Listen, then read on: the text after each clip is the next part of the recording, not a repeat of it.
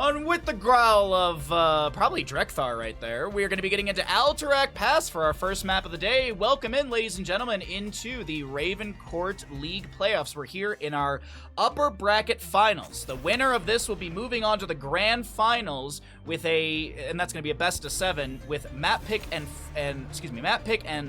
first pick priority. It will be an unweighted best of 7. That's actually happening tomorrow. That'll be our last best of tomorrow, and it's a best of 7. Today we've got this upper bracket finals, and after this, the lower bracket semifinals. So of course, the loser of this still has tournament life. They'll drop down to the lower bracket finals, which will be the first best of 5 tomorrow morning. Today, as I said, we got 2 best of 5s, and we're starting out with Team Skog versus Team Dino. If you're wondering, Bahamut, hold up.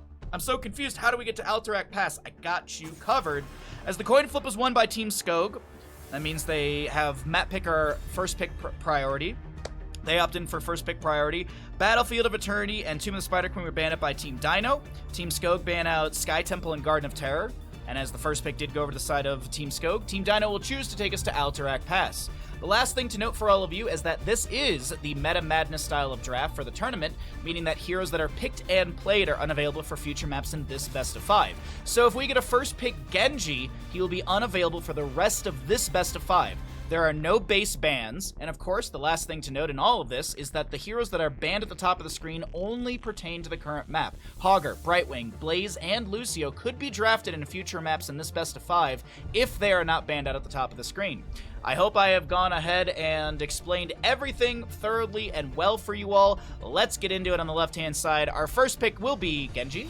No, they're going to start out with a Diablo, the hard initiation from him. Now, I do want to point out, Alterac Pass is a really, really good map for a Nubarak, so you can summon beetles around the objective, have them tank the jailers, and Nubarak and solo cap, while the rest of your team does other stuff. So we'll see if that'll be a playstyle for Team Dino. Thank you very much, Kel. Welcome to the party, everybody. I'm only here for the ayaya sound effect. Thank you for reminding me, because he is in this game. I would have remembered as I was introducing, but it's a Sylvanas Rhaegar to be picked up here. Okay. Sylvanas and Rhaegar. Everyone knows that Sylvanas games are always losses, because that stat is 100% true. I'm not joking around whatsoever. Try to lay on the sarcasm so thick that you could eat it on toast. What do we want to go into here? Okay, so it is going to be Dahaka Hanzo. It's looking fairly standard at the start here since everything is up and available. Do need a healer on the left-hand side. Could see an Anduin ban potentially. Anduin ban wouldn't be bad. Chastise, Light Bomb. Yeah, I like the Anduin ban. Or they just get rid of a Genji. I'm not sure. It's like, which evil do you just want to get rid of? By the way, this is a Bish Hanzo. Just a little reminder for all of you at home. This is a Bish Hanzo. And for those of you that don't know, there was, during the round robin days, there was a game where Bish played Hanzo on Towers of Doom, and it was like watching, it was like being in the same room as Bob Ross, and he's just painting. Like, it's just like, just silently just like, doing this. And it was amazing. Like, seriously, such a talented Hanzo player. We're in for a treat with this one. But we will get into a Garrosh ban. There was the Anduin ban, as I mentioned, as well. Synergistic with the composition of Team Skog. With those light bombs, Diablo can go in with a Shadow Charge. Even Holy Word Salvation, still a great heroic. Stark, stop it. Yeah.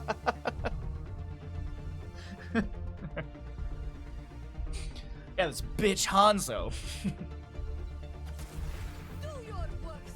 I do like the Urel for a bit of displacement with the Righteous Hammer. Maybe push back to Diablo or even control the Dahaka who wants to step in. Speaking of more control, you get the double CC combo of a Nubarak with that Burrow Charge Impale. As I mentioned, the Beetles are great around the objective. We probably see a Rewind level 20 for a Nubarak for the Quadra combo CC Quesadilla. No, I just was looking for another Q there. Oh, the last 2 picks. Gonna need a healer for the left-hand side. You know, I really don't hate the idea of a Deckard Cain. Malfurion, different man with staff. The reason I was thinking Deckard Cain, Emerald for healing reduction from Ancestral Healing, because it's such a big, like, here comes the Ancestral! So I always think that's good. Stay a While and Listen's really nice. Lornados can be a control to around the objective phase. But the Deckard Cain we'll probably see a little bit later on. Gonna need some more damage, though. I don't think it's the Hypercarry Sylvanas, but we could see You know what I wouldn't hate is a Thrall or... Oh, no, a Junkrat here would be great. No, they're going to go for a global to match the Dahaka. That's fair, that's fair. I was thinking Junkrat because of his delay around the objective phase is really, really good because he can shoot the frag launcher grenades over the wall. Level 16, you're going to be able to have the endless nades option for the upgrade on your frag launcher, so you can go ahead and just constantly delay out. Steel traps are annoying, concussion mines, but no Junkrat to be had. He didn't get banned away, and I just didn't talk about Junkrat for a minute. No, we're good. All right, let's go ahead and swap into the cast. I will write us up a prediction, and when we get into the game, I will kick us off.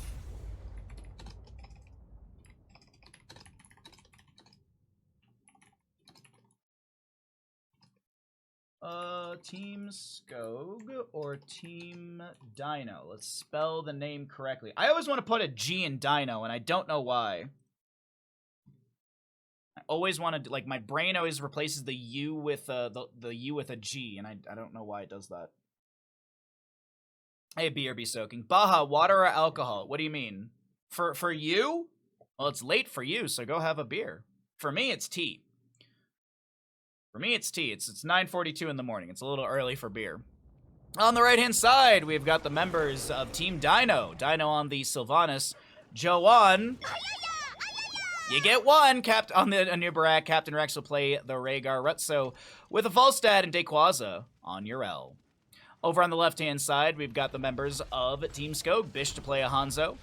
We've got, I can hear it now. Hunter Orc on the Malfurion. Max Passion will play a Dahaka. I'm gonna say Max Pax, but I'm watching a little too much StarCraft 2, I think. Skog on the Diablo, and last but not least, we'll see Gaff with Maiev. We get into mid lane, we start our prediction.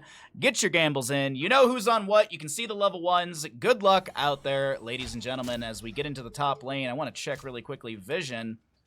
Dino and crew are gonna look to make a quick... I'm sorry, this Dahaka, no!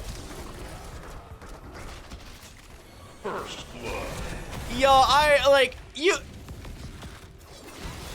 you can't even expect that as Dahaka. You really can't. Nicely done from Team Dino. They find first blood and will pressure the top lane. Yrel goes to mid. Falstad down in bottom up against the Maiev. And Dahaka will make his way into mid lane.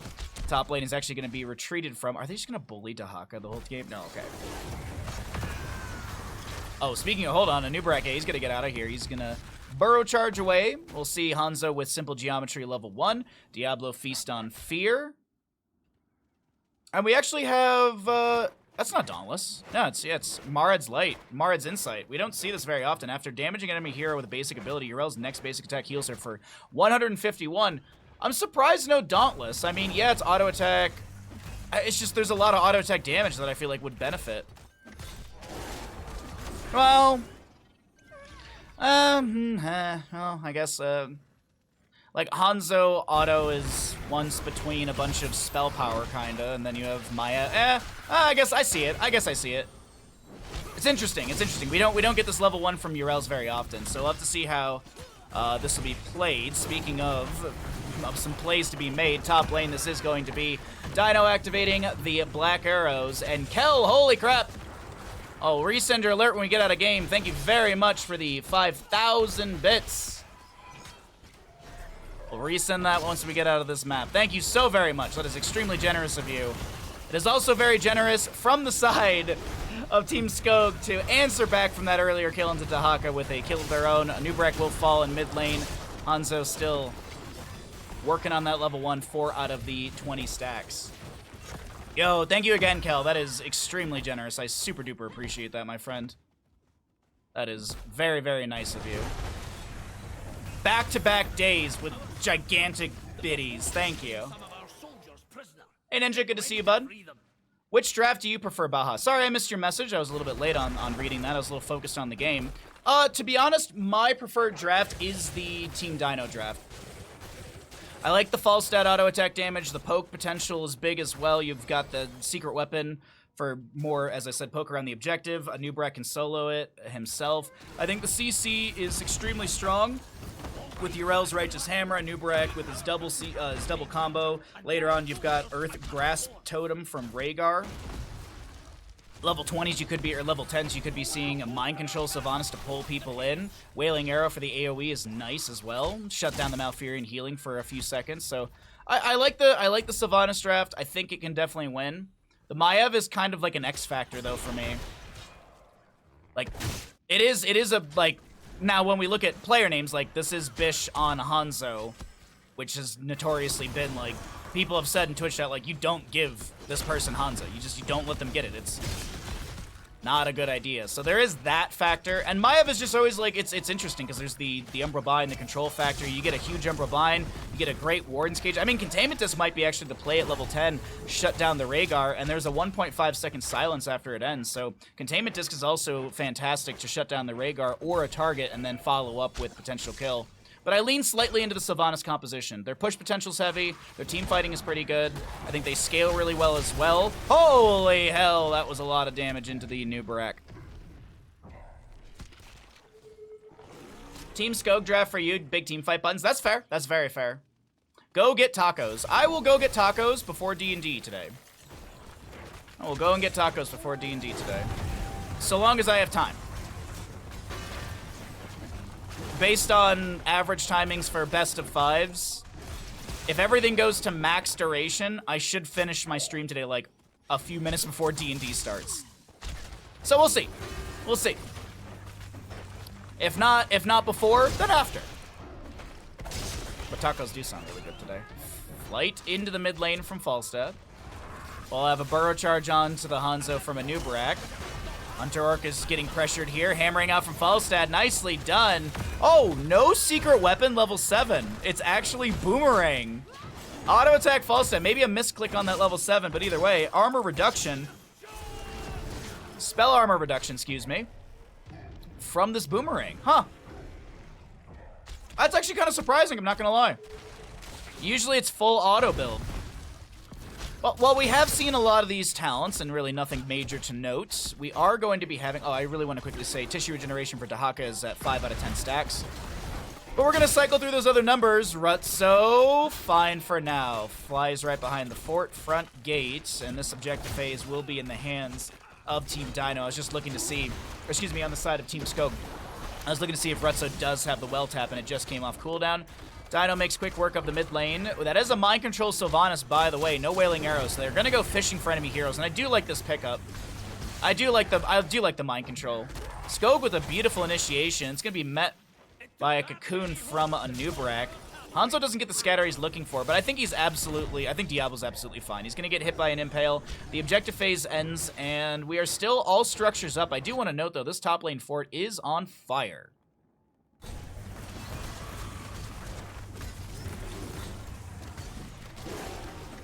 Oh, I agree, Stark. I agree. That was also a conversation that some other false stats, very, very good false stats in the past would always say too. Like, oh, you don't like I remember talking to it was a Grandmaster player back in the HGC days, and I was watching him through Discord streaming back when there was no audio and it was just trash can video. I was like, why did you go Boomerang at 7? He's like, honestly, I want the faster wave clear too. Like he was like, yeah, secret weapon's good, but like faster wave clear is nice. Oh no, Dahaka thinks he's gotten a great drag. Hanzo meets all of this with a gigantic Dragon's Arrow. Unfortunately, the Ancestor healing will come through for Dino. No traded kills. New Barak will fall. Nicely done from Dino.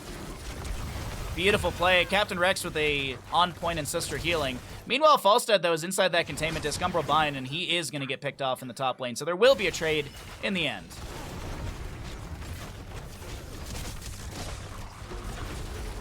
Secret Weapon is better for split push, Boomerang for team fight, so AA build either is yeah, exactly.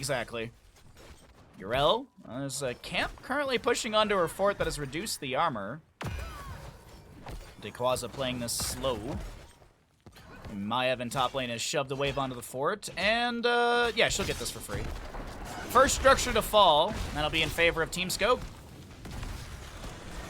They're really bullying Dahaka. Yeah. Poor Max Passion, but it's alright. Still split soaking well. They still had the first fort, so it's not that bad. It's not that bad. I mean, Dahaka's only died... Oh, it's 3 times. I thought Dahaka's only died twice. I missed one. Meanwhile, back in the mid lane, Yrel and crew are doing their best to open things up further across the map. Dragon's Arrow, followed up by an Apocalypse. Yrel gets the Righteous Hammer to push Gaff back. The Mind Control will connect onto Diablo, pulling him into the team fight further. The objective phase will be stalled out by the... Oh no, the Beetles are actually delaying this out quite a bit. Those hardy little Beetles are going to get a few extra free seconds for the side of Team Dino. Nicely done from a Nubarak. No Beetle build, by the way. It's going to be your Generation Master, Underking, Subterranean Shields, and also you have the Acid-Drenched Mandibles. It's not a crazy build, it's just we don't see this as often. It's usually W build or Beetle build.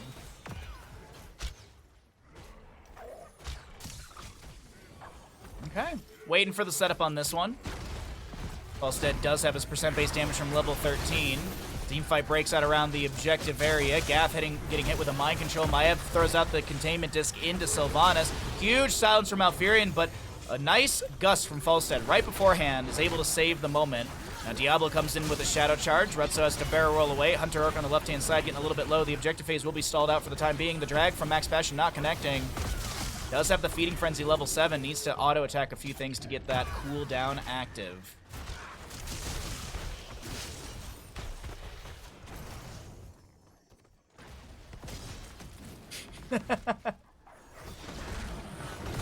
That's the old Nubarak build. It's fairly. It is. Oh, it absolutely is. You just have to be good with. You just have to be good with burrow charges for sure. Drag will land onto. No way! A Nubarak gets the Ancestral Healing just in time. As point proven on what Ninja was just saying. Those shielding from the subterranean shields helping out a ton right there. Looking to chase down the Hanzo, unable to do so. Retso has the channel, or actually will be delayed out. No drag to connect. Max Passion looking to make a play here. Pops the Essence immediately. Holy hell, that is a chunk of damage from Retso. As the Nubarak tries to read the Underburrow. The Unburrow. The Underburrow. And Retso uninterrupted by the Hanzo Sonic Arrow. Dino immediately rushes to bottom lane. And this will be objective phase in their hands. I do believe... Oh, wait, hold on. Okay, sorry. I saw the model coming and I was like, wait a minute, who's got Rhaegar on their team? Falstad takes down top fort. They're chilling in bottom. A worthy sacrifice. Mind Control into Maev. Diablo immediately inside of a cocoon. Gaff is going to get Fan of Knives resets over and over again. We have some awkward audio because of the cocoon. The cocoon audio carried over. Hold on, how do we fix this? Wait, I'm like permanently stuck on cocoon audio. I'm permanently stuck on cocoon audio. Oh, this is awkward. Yeah, I am. Uh-oh. Well, this is the thing. I found a new bug. I have found a new bug, chat. Oh, this is just obnoxious. Apparently, if you're on someone's vision when they get cocooned.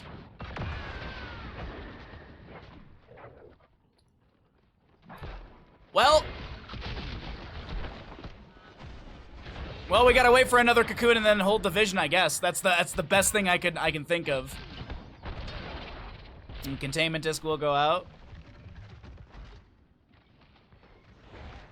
Diablo looking for the play here into the bottom lane. This is gonna be a whole chunk of damage. Throw a cocoon on someone, please.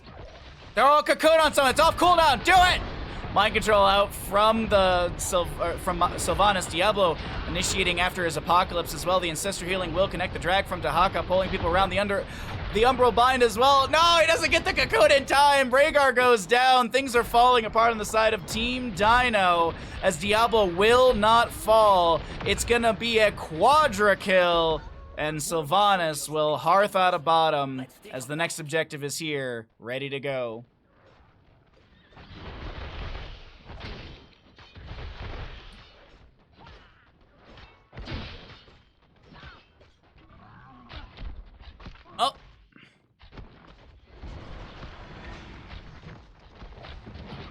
Boss for top lane. Dahaka's just going to be chilling in bottom over here. Lands the point. Oh, wait, no, mind control. Dino just continues to supply some sustained damage. I like how the announcers are still kind of like there. Oh. Our objective phase is up. Third one ready to go.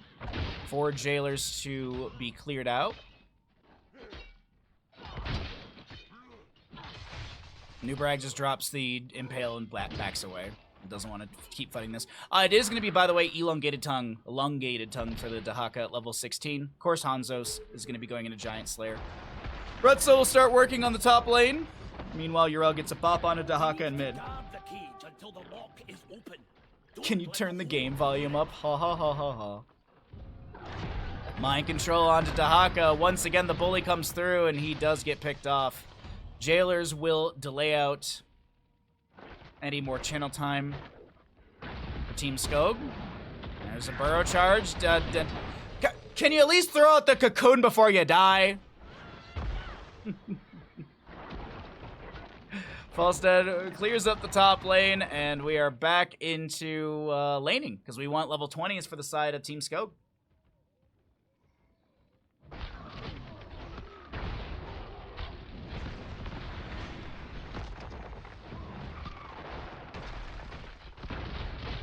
Dahaka's trying to throw the game? No. I wouldn't say that. He's just trying to drag it out. I'll be here all day, chat. Thank you. I'll be here all day. 20 talents here, though. First for the side of Team Skog. Team Dino still trying to split across the map and pick up any extra experience. Boss and bottom lane will be met. Gaff actually going to hearth out to go deal with things in top lane. Mind control avoided by Max Passion with a burrow under the ground. And Dino, actually, they're going to cancel out those hearths. They're just going to look for a little bit of pressure still in the top lane with those black arrows here and there. Maiev, containment disc, not going to connect.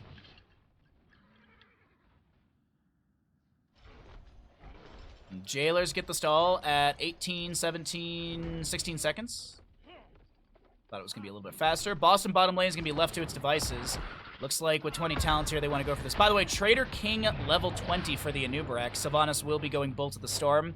Farseer's Blessing, pretty much the standard. Wind Tunnel Falstad. Also have Yrel's Seraphim. Hanzo using some simple geometry. He also has the Bullseye. There's a little bit of pressure applied to Skog. Alright, there we go. Hanzo V, there we go. Hanzo V. Fixed it all, there we go. Dragon's Arrow will connect into a few of the enemies. Anubarak will go in for a burrow charge onto Skog, who's going to try and fire stomp through a lot of this. Unfortunately, the Diablo will go down. Hunter Orc to fall as well. The team fight's looking better and better for the members of Team Dino as they're going to turn and go straight onto the Dahaka here. They get their own triple kill. Diablo, souls consumed as he is back into the team fight. What's up, Fish? Good to see you.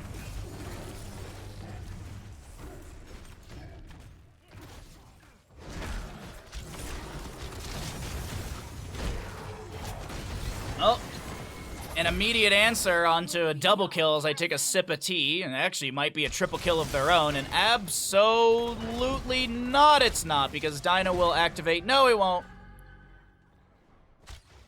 He has the evasion fire. I was like, hey, he activated Will of Forsaken. I'm like, no, he doesn't have that talent, but it is. You do have the evasion fire, which gives you the movement speed. Oh, Sylvanas goes to the top lane. She makes quick work of this. It is 2-2 in death still, or death timer is still up to elapse, but death timer's a lot shorter for Team Skog. Really quickly, wrong button. Dahaka does have brush stock off cooldown. I know that showed Hanzo, but that's how things work. So Dahaka can brush stock in. Apocalypse activated by the Diablo. They're trying to chase down Dayquaza. The Hellgate forward. Dayquaza's still trying to get out. No Ardent Defender for 35 seconds. And that's a staggered kill onto, or staggered death on Yrel just as a few allies are coming up or respawning. Retzo with a bit of burst onto Skog here, but I don't think this Diablo's too worried about it. Hunter gets a little heal onto him, and the objective will be channeled to the side of Team Skog. Dino with a decent wave into the mid. Actually, Reaver minions coming in as well. And I don't know how much can they actually gain inside of Team Skog from this objective phase. It's 11 to 10 in kills. We have 21 kills so far, 18, let's say 19 minutes into the game. More than a kill per minute here. And there might be another death in the mid lane, or in the bottom lane. Isolation into a Nubarak. Dahaka comes in with a shadow charge. There's a silence from Malfurion. And good night to Nubarak. He will fall. Falstad flies on in, but immediately needs to barrel roll away. Dino takes a whole scatter to the booty. And will be chunked below 50%. Some chain heals from Rhaegar to help out. Maiev clears out mid, pushing up the wave a little bit faster, or getting it into the lane faster. Nubarak up in 45 seconds.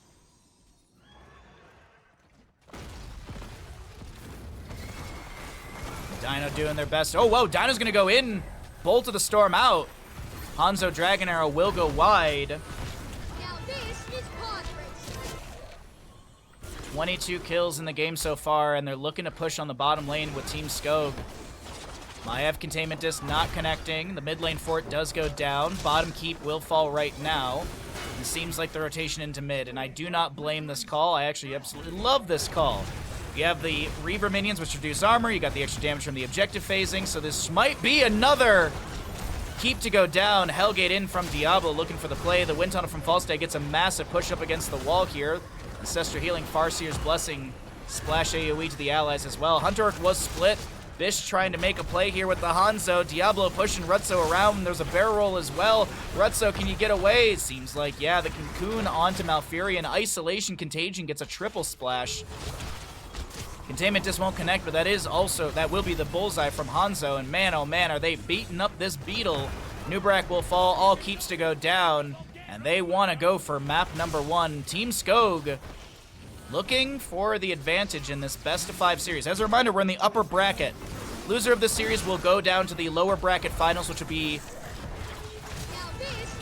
tomorrow morning. And Falstad does go down. The sounds from Malfurion. Diablo Shadow Charge blowing on up the enemy heroes. This does look like map number 1. We'll go over the side of Team Skog. Dino trying to make the OP play with Sylvanas, but Hanzo chases it down. Oh, they want the whole team kill. Team kill. Domination from the members of Team Skog in map number 1. Can they keep this momentum here in the upper bracket finals? We're going to find out. GG, well played. Drekthar to fall.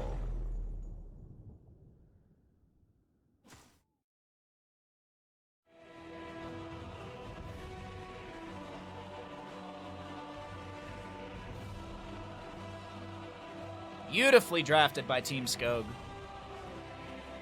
I really love the way that they played this. 96,000 heroic damage from the Hanzo. 6 kills, 10 assists. Nearly 100% kill participation. And 0 deaths. 0 deaths.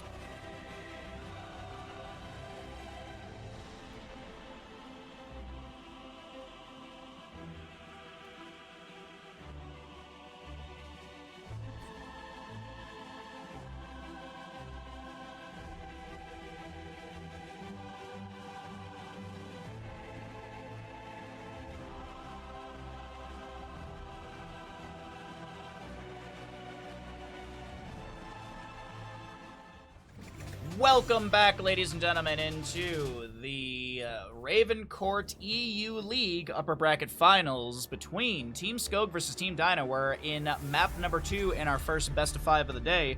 We did just have some amazing heroes, a Nubarak, Dahaka, Falstad, my brain just blinked on them, a bunch of them.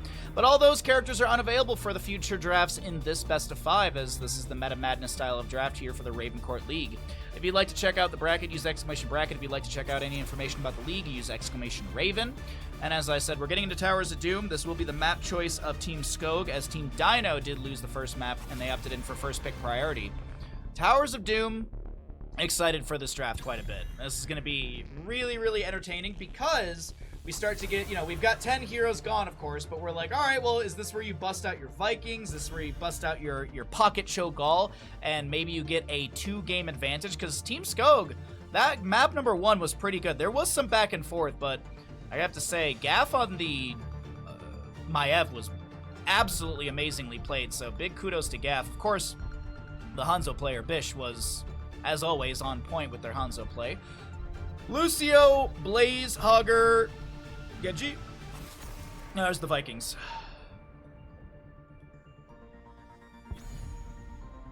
Baja, 2 patches in 2 days. Game alive. Microsoft, they're gonna announce HTC 3.0. Microsoft's gonna dump billions of dollars into a dead MOBA that they don't have developers for. Yeah, oh yeah, hot saved.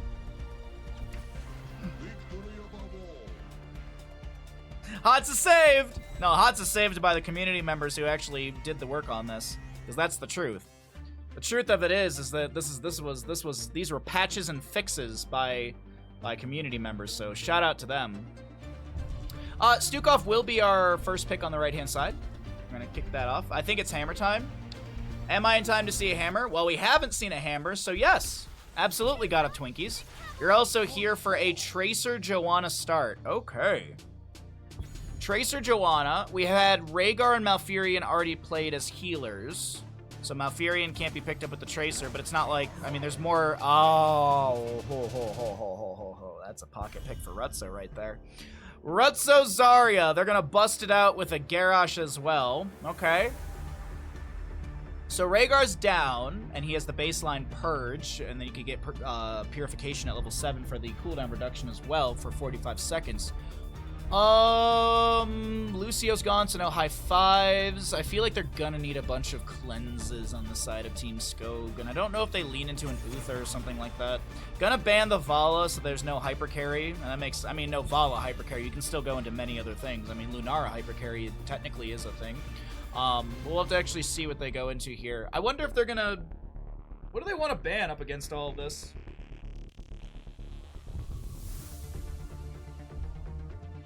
Brightwing maybe? Maybe Brightwing, so there's no phase shift, there's no Soothing Mist AoE cleanse. A Junkrat, okay. I really wouldn't mind a Brightwing for Team Skog. I really wouldn't mind it. Polymorph is really good as well. Yeah, I would actually love to see them go into a Brightwing. And I think the Soothing Mist is a good AoE cleanse up against the Garrosh just running at their faces and stuff. Hyper Carry Hammer, I mean, absolutely, that could definitely be it. It could absolutely be a hyper carry hammer, and you just zone around. I mean, Garrosh, Zarya, Stukov all zone around the hammer really good, so I think you just need a strong solo laner to go between top and mid, which you can grab Malthael, Zool, Rexar. I mean, there's tons of great options for that. Leo's still up as well. So I'd like to see a strong solo laner and a hammer here. Granted, up against Jaina, that might be a bit of a pain in the butt. Because Jaina just, every time Sergeant Hammer sieges up, Jaina just drops a Blizzard, and then that forces Hammer to back away. So I don't know if you want a Hammer here. Granted, of course, Zarya then just shields and gets a bunch of energy. So, are they feeling confident with a Hammer? There's the Leo, and it's going to be a Cassia Hyper Carry. Okay. They want the blinds into the Tracer, which I don't disagree with. They want that little blind, and they also can get, like, Surge of Light and stuff like that. So, this is pretty strong. Into the Leoric, what do they want to match into this? Malthael could be a pickup on a Pale Horse for the faster momentum between the lanes. You could go Zool if you want to constantly force a Leoric to use his Wraith Walk as a self-cleanse.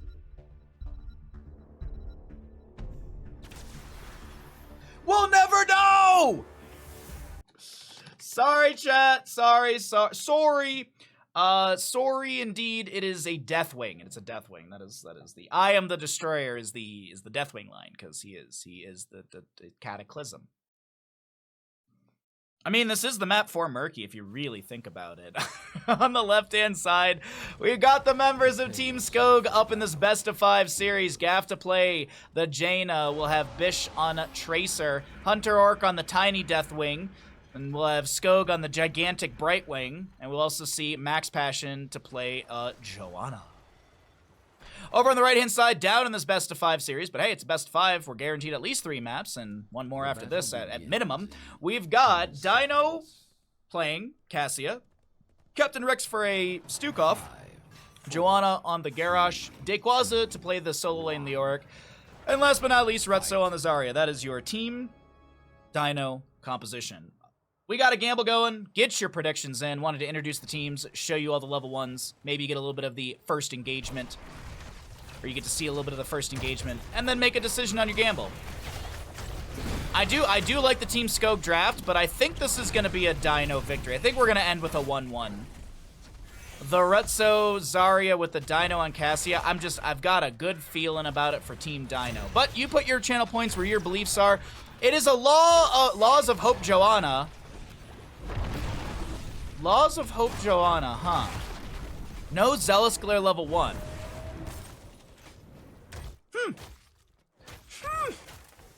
Okay. Laws of Hope Joanna in the solo lane. Main tank Deathwing.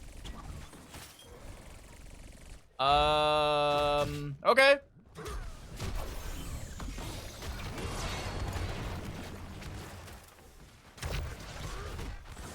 All right.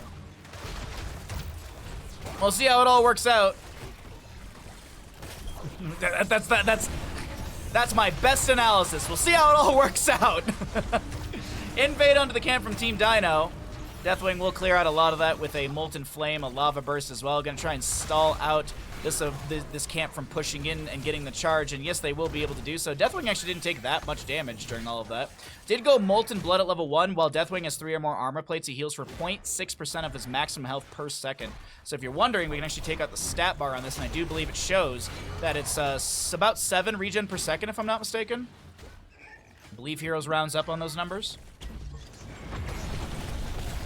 Earth Shatter onto mid lane, but that's just about it. A little bit of poke onto the wave. The double soak continues from mid to bottom. Max Passion just chilling in top. Maybe making a rotation here and there to mid, but either way. Sapper Camp once again. Second one to the side of Team Dino. They got both of these in the early game. Little Earth Shatter, Lava Burst as well. Tracer takes down the Leoric in the top lane. I did see this rotation slowly working its way up there, but with that, Gaff and Skog will lose the fort front gate in the bottom lane. It's not the end of the world. It does open up opportunities to then shove onto the fort, though, and maybe get that bell tower converted to the side of Team Dino. But it's early game. After about 80 stacks, Joanna will do something with that button. Whoa, the Zarya Particle Grenade, the early game. Double kill. Will be in the hands of Team Dino. And they start sieging onto the fort a little bit. Actually, not really. They're just pushing. They're clearing out the wave. Joanna in the top lane. 8 stacks on Laws of Hope. She gets an extra 5% per 10 stacks, and her baseline is 20%. So she'll have 25% of her health heal over 5 seconds in 2 more regeneration globes. Bottom lane easily goes over to the Team Dino. Cassia going for this. I don't think the 40-0 dream is a. I don't think we're gonna see a 40-0. Granted, I got 40-0'd in Storm League this past week, and ugh. You know, sometimes your teammates just don't want to play the game, and it's like, why even queue? Why even queue if you don't want to play the game, man? Lava Burst from Deathwing delaying things out. Dino, I think, has the channel on this. Deathwing doesn't have any interrupt. Oh, Max Passion steps in with a Shield Glare. Healing over time activated as they walk away. And Dominable from Garrosh as he walks into a whole handful of flames of Deathwing. But his trait, his armor will be good. Dino actually stepping in. Wants the kill onto Bish. Can't manage to do so into the Tracer as Skog is looking to step in, but they can't get the delay. The 40-0 dream is alive, chats! And the Deathwing will fall. It happens sometimes. It happens too often. It happens too often. Tracer with 1 delay. There's the recall out. Oh boy, this is a rough go for Team Skog in the start here. I just looked over at the gamble and how much belief there is in Team Dino, and I love it. But it's Towers of Doom. It's anyone's game. Deathwing drops down. The camp was invaded and stolen away by the side of Team Dino once again. 3 Sapper camps have gone over to Team Dino, 2 of which have been on the enemy side of the map. Captain Rex realizes they're gonna die, tries to turn around and get a little extra damage into the Jaina, and that'll help solidify or quantify a trade, but it's a double kill. It's 5-2 in kills. The members of Team Dino have found a kill per minute at this rate. 10 talent here, almost here. Tracer uses every blink to get in. The spray, the recall, and Fish. Easy points.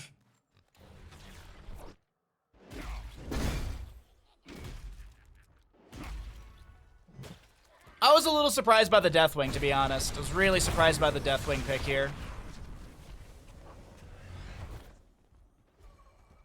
But Well, we'll see how it all plays out. I mean, right now, we're getting into another objective phase in a moment. Gonna be top, left, and right. Garrosh gets a barrier, immediately just tanking tower shots. Because trait and also because getting energy for Retso. Bottom fork goes down in favor of Team Dino. They're looking to shove in 3 sappers. Deathwing wants to clear this out. Zarya steps in for free energy into the death zone. Earth Shadow. By the way, Garrosh can ally toss sappers. 1, 2, 3 sappers over the wall.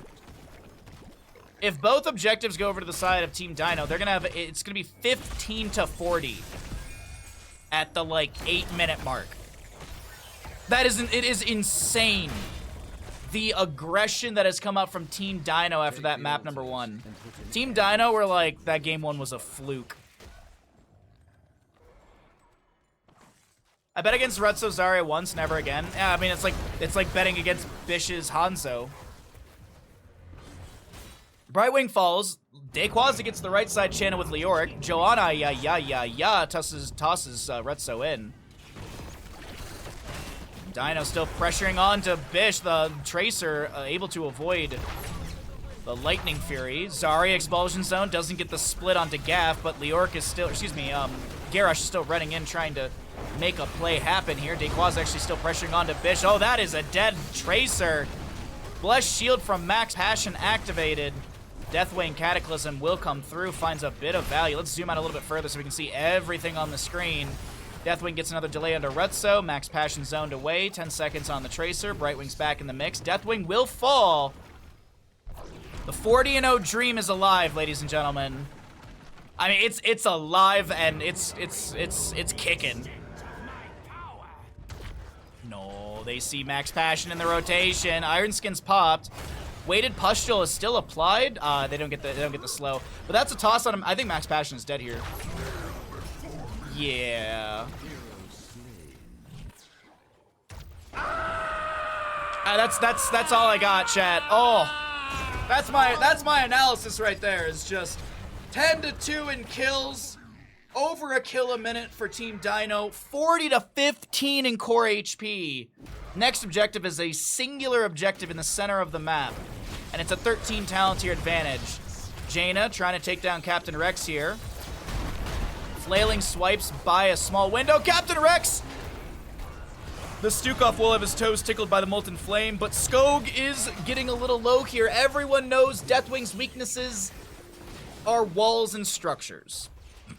Mostly walls. Like Entomb from Leoric.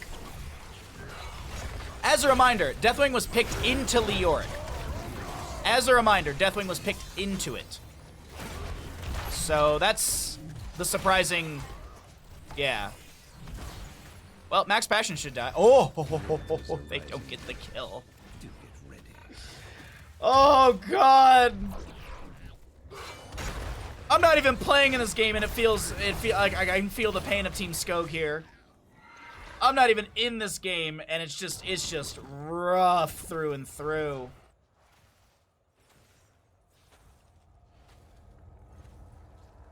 And getting a Russian woman thrown at him, he dies to that too. The time is now, heroes. Claim the altar. Yeah, Deathwing really doesn't like it when his health bar goes to 0. I do gotta say. 5 shots in, 10 HP remains, 6 sappers in the bottom here, one of them very low. Deathwing drops down, and I think he gets a clear onto 1 easily. Garrosh gets the Indomitable, Warlord's Challenge, Brightwing's the target, Expulsion Zone on the ground. And Joanna, will go down. Max Passion, though, inside the Entomb will fall. Bellowing Roar from the Deathwing. Gaff is so very low. Mace to the face. Leoric will find the kill into the Jaina. We still have 3 sappers in the bottom lane. This could be core HP down to 7. 1, 2, 3. Whee! All right. Man, they should really hire me for the folly work. Hey, Zero Space. Hey, Stormgate. You guys need someone to make noises for your games? I know a guy. Brightwing phase shifts in. They're going to try and make a play in the mid lane. Captain Rex pops the flailing swipes. The Cataclysm from Deathwing will come through and takes down the Stukov as the pressure still continues onto Dino. Gets a bubble from the Zarya. Holy heck, that's a lot of damage into the Tracer, and she will get the recall in time. The Orc with the Wraith Walk. He does have the ominous Wraith Royal Focus because they've already got level 16. Drops the Entomb onto the enemies. And the ally toss onto Rutso gets the Zarya out alive, and Joanna, how are you alive? Garrosh, how are you even alive? Next objective, double altar phase. If both of these go over to the side of Team Dino, they take the series, or excuse me, they take the map in a 40-0. You know they want to. You know they want to so bad. I mean, 16 talent to your advantage. Be swift, heroes. All right, everyone looks like they're the Orc Wraith walks in. Hunter Orc is the target, gets delayed out immediately. No one on the bottom altar. We have a Warlord's Challenge a little early. The Ice Block blocks that. Advanced Ice Block working out. Ooh, wait, Garrosh was split from his team. Sorry about that. Gets the Indomitable before the Joanna Condemn pulls him back in. The ball lightning onto Bish. The Fend to chase in further. The Charge Strikes get the kill. Expulsion Zone will come through. The Bellowing Roar to push back the enemy, but Leorc is still Wraith walking in. He is gonna try and take down the big bad bird. Birds? Looking at Gav. Joanna falls to the right-hand side. Zarya. Cataclysm from Deathwing. Leo is going to try and get out of the flames. He gets a barrier. The speed barrier. Wraith walks out. Oh, they get the channel. Ladies and gentlemen, it is a 40-0 as Stukov gets the last channel. Oh, he keeps canceling. They want the kill. Dequaza falls. They want to get the pentakill. But Captain Rex will not cancel out that time. Ladies and gentlemen, the 40-0. GG, well played from Team Dino. Dominance. 20-6 in kills.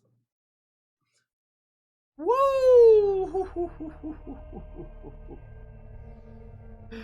Oh, ouch. Ouch, ouch, ouch.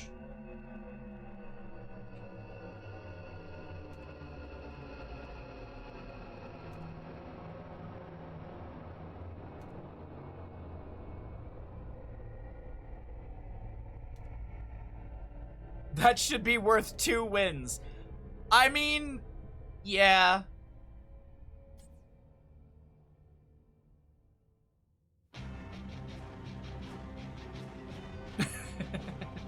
Thank you, forget what, I like that. Team Dino won. Team Dino did win.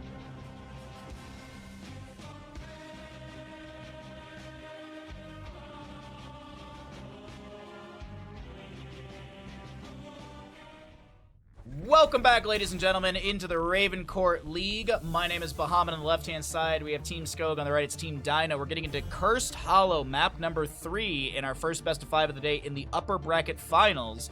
We did have an Alterac pass map that was won by the side of Team Dino, and we did have, or excuse me, won by the side of Team Skog. We just saw Towers of Doom, and that was the map chosen by Team Skog, and Team Dino won that map. And the losing side of Team Skog have first pick or map pick. They opted for first pick. So this will be Team Dino choosing to take us to Cursed Hollow for map number 3. As a reminder, this is the Meta Madness style of draft, so heroes that are picked and played are unavailable for future maps in this best of 5. Of course, the bans at the top of the screen only pertain to the current map draft. So things like the Brightwing, Rhaegar, Malfurion, Tracer, Dahaka, Falstad, Anubarak, Diablo, just not to name everything, but just a few. Those are all banned away as they were played in maps 1 and 2. So the hero pool will shrink will shrink more and more as the games do continue. But Cursed Hollow, gonna be a fun map here. We'll see what the play priority is. Another map for Vikings if someone wants to bust it out.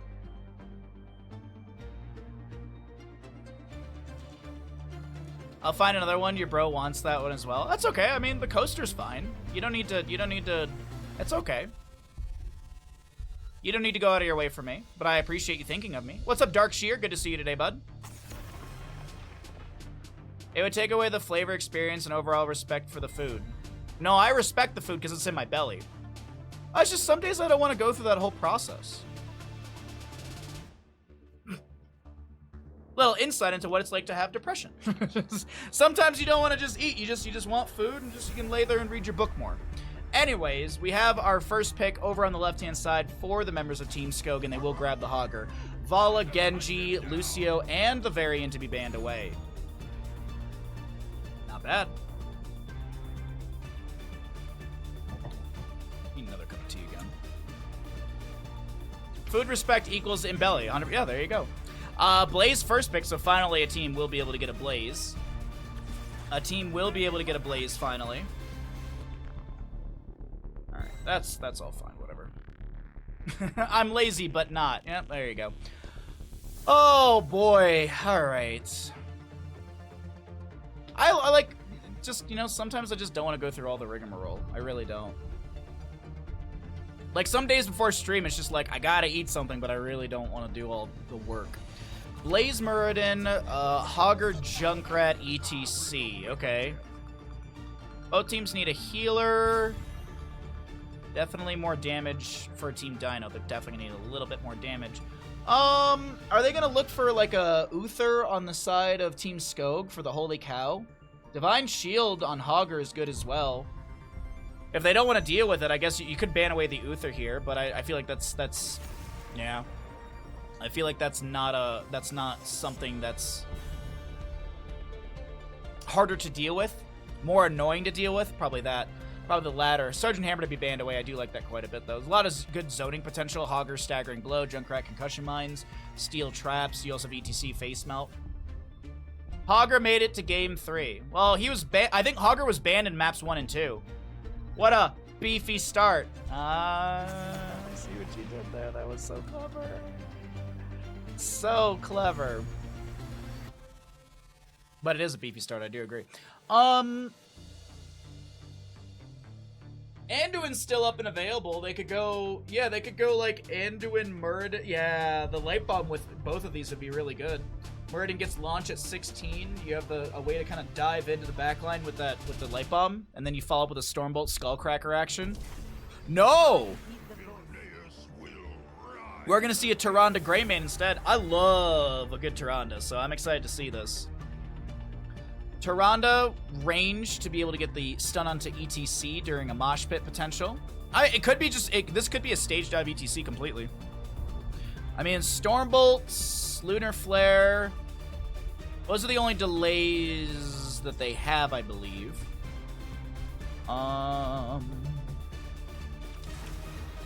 There's the Uther I was talking about. Chen to be taken as well. Alright, Keg W's in chat. Oh, where's Ninja?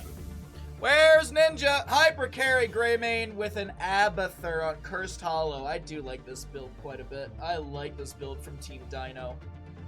Oh, honestly, if I was a Twitch voter, I love Wandering Keg Chen. I assume it's a Keg Chen.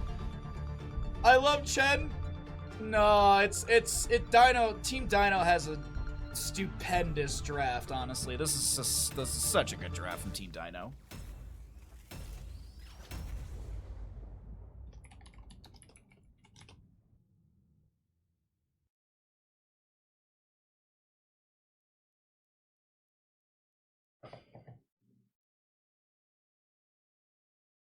Tychus popoing in. Oh, he might popo in at some point.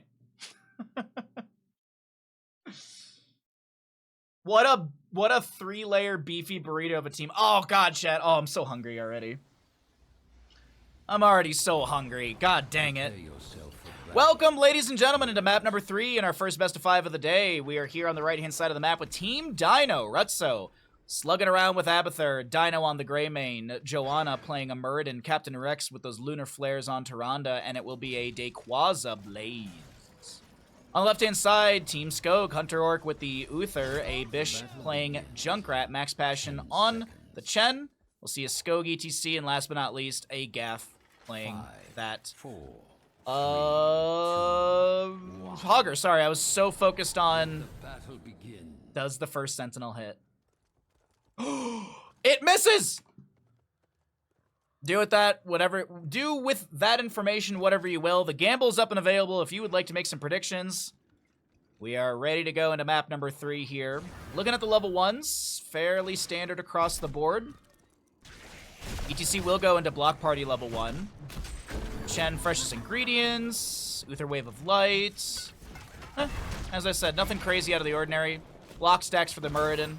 That talent did get patched this morning, so if you're ever like, oh, illegal talent! No, it's okay. Don't worry. Don't fret. Don't fear. The admins are already all over this, and there was a patch like last night, this morning, or whatever, and that took care of the block issues with Muradin and Illidan. Skog is getting pressured here. The Lunar Flare from Tyrande as the Power Slide goes back into the enemy team. The Abathur Hat providing sustained damage, as well as Muradin getting a shield on top of that. Unfortunately for the side of Team Dino, they won't find a first kill. Such a good match. All right, dude, we're in for some great Heroes of Storm action today. As a reminder, our next best of 5 is the lower bracket semifinal, Team Banana versus Team Ultralisk. And also, I haven't said this yet today, so I just want to go through it really quickly. Thank you all for being here. I know there's a lot of places you can watch Heroes of Storm. Appreciate coming to my channel, lurking, chatting, all that good stuff. If you are watching here on Twitch and you're not following, be sure to drop a follow. Costs you $0. Helps us with our followership, and you know, sponsors love followers. If you're watching over on YouTube, which these VODs will go up on YouTube with spoiler-free additional time, as well as the downtime in between lobby creation, all of that edited out. Be sure to check out, or be sure to like and subscribe over there because it helps with our metrics. If you're not subscribed to the YouTube, be sure to subscribe because we upload a video a day. We have a lot of good content, so yeah. Fun stuff. Thank you for listening to my plug. And let's go ahead and continue into Cursed Hollow, map number 3 in our first best of 5 of the day. Dino able to back out of mid lane, trying to keep in the autos coming through. We do have Pursuit of Justice level 4 on the Uther. Flying Kick, the Deadly Calm, which is synergistic with the level 1. ETC will go into loudspeakers. Adrenaline, adrenal overload. Eyes in the Dark, Incinerator Gauntlets, okay. Muradin, though, will be going into Thunder Burn, so we're gonna maybe see Reverberation a little bit later on for him. I subscribed to Bahamut, and the next day I got asked out by Rihanna. There you go. Would you like a very popular, attractive singer to ask you out on a date? I mean, if you subscribe, Beyonce could be the one to ask you out, or Gwen Stefani, or Iggy Azalea, or I don't know, some very pretty woman. Maybe Ada Wong. A flying kick onto Dayquaza, but the fort front gate is available to retreat to, and Dayquaza is able to jet propulsion away. First objective is still up and available here in the top center of the map. Meanwhile, Hogger is pushing onto bottom lane. Abathur doing Abathur things across the map. The longer this is delayed out, it still is fine for Abathur, soaking things up. It's equal in talents. Hunter Orc not delayed out in time by the twin flames of Dayquaza, and that'll be first objective tribute point going to the side of Team Scope, who do have Hogger pushing waves in bottom lane consistently, and he'll get the bounce out for safety. Beyonce is married. I mean, you don't know that.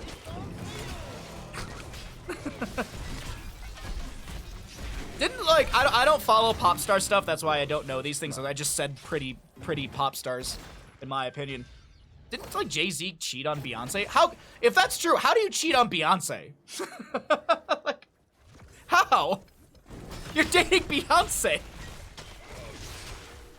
Anyways, all that stuff is, I really don't care about it anymore, to be honest. I don't.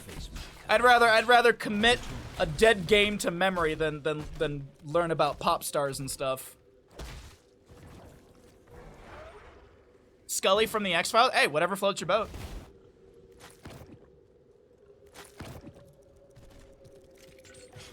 Forget what. All right.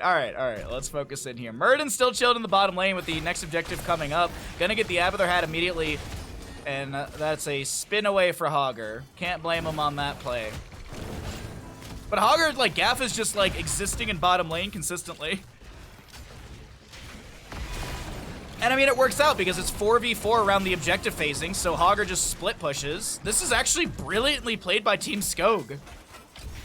This is actually really, really well done. I'm loving the way they're playing this. Dayquaza doesn't go over the wall. I thought that was going to be a push over the wall and Dayquaza is going to be an awkward spot, but not the case whatsoever. Hogger still doing Hogger things in bottom lane. Max Passion will get poked on by the Muradin. Did he have Skullcracker 7? He does. I want to note as well, Abathur does have Mule level 7. We saw it a little bit earlier, so got to keep an eye out for that one. I believe it's, 90 HP for 40 seconds. It's like 3,800 HP or something like that. And if the Mule doesn't go down, it only has a 20-second cooldown. I always forget the math on it. My brain can't do too many things at once. Uther will go down. That is actually the second kill of the game. And that was the first kill for Team Dino. All right, Uther Ghost will expire. Chen trying to delay out the rotation down here. Wandering Keg is the level 10. Max Passion trying to get in a good location to use that Wandering Keg. He's actually going to keg around. He realized, oh, I can't push the enemy team towards the boss. And the boss is going to leash for a second here. Members of Team Dino are going in for this. Wandering Keg is down. Murden Avatar is up. ETC does have Mosh, and a Divine Shield is available from the Uther. Concussion Mine splits away. Uther, he gets the Divine Shield over the wall. Is there a Mosh pit from ETC? He has to power slide away. Gath is on the point, but they give away the boss, so the hard work will be thrown away, and Dino is met with a Mosh pit. ETC cancels it. Oh, Dino is going to be able to get that kill, though, into Uther with some Ghost Heals onto Skog. They're going to try and chase him down underneath tower shots. Joanna, ay-ya-ya. This is a little greedy here, my friend. Unfortunately, for the side of Team Skog, no counter kill to be had. Skog, though, will get the Hearth out in the bush as the boss in bottom lane pushes in.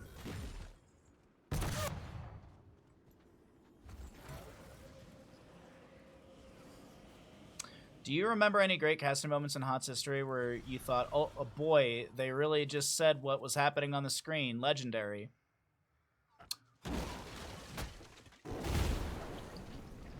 I mean, if we're watching Wolfcast, then yeah, all the time.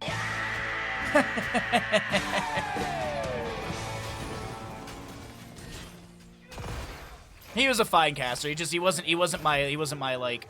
wasn't my favorite. I love G-Clef. G-Clef was one of my favorite HGZ casters. I loved him. Why did he not mosh on boss? I don't know.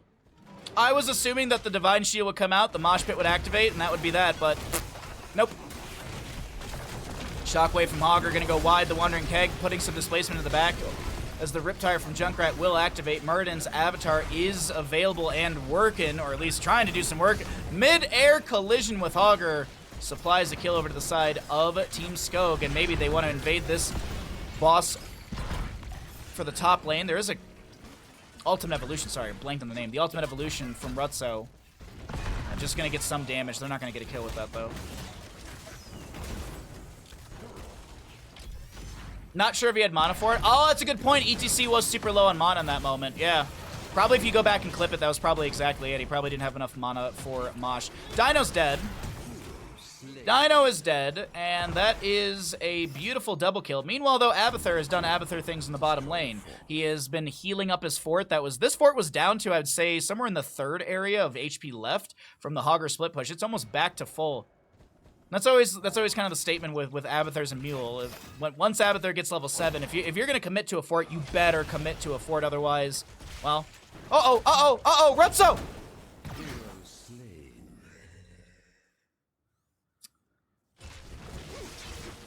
Remind yourself that overconfidence is a slow and insidious killer.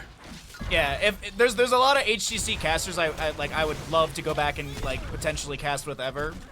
Dread, Gilius, I got to cast with a few of them in Germany already, Trick and Kaldor, but I would, if I had the chance to cast with G-Clef, I mean, hell, I got to cast with J-How as well. I did the award show with Gilly, but I've never actually been able to cast with Dread. No. Never casted with Dread. But G-Clef would be, a top 5 person to cast with, in my opinion. He'd be a blast. Jet Propulsion to follow up the Stormbolt from the Blaze. ETC drops a massive Mosh Pit, and the Riptire angles the Greymane further into the Mosh. Nicely done from Bish on the Junkrat as we have a Divine Shield self-cast onto Uther. He dies immediately after it expires. Rutso had the clone of Greymane, and that does expire as well. Ghost Heals from the Uther will go down. Max Passion on the right-hand side. A lot of stagger damage. Wandering Keg is up and available. Flying Kick away. We do have Hogger on his way back. 17 seconds on Uther. 8 for the Greymane. Muradin wants to chase down Max Passion, but can't do it. And Hogger now with a pretty good bounce through all this. Is Shockwave off cooldown? It is. They gotta wait for that corridor. There it is. A lot of pressure, though, focusing onto the Muradin, who is constantly getting healed up by Captain Rex. Not a whole lot of mana left on this Tyrande, but they have delayed out things long enough for Dino to respawn. It is 5v5 around the objective. No 16 talent here on either side just yet. It's a 15 almost here for both. Gaff tries to wiggle away from the Lunar Flare. Just ends up walking right back into it. Curse Bullet into Skog as well. Dino gets the hat from Abathar, looking to keep that Inner Beast active. You see the glow on the weapon as maybe they get the channel onto this. Max Passion with the flying kick does get the delay out. Riptire from Junkrat will be coming through as well.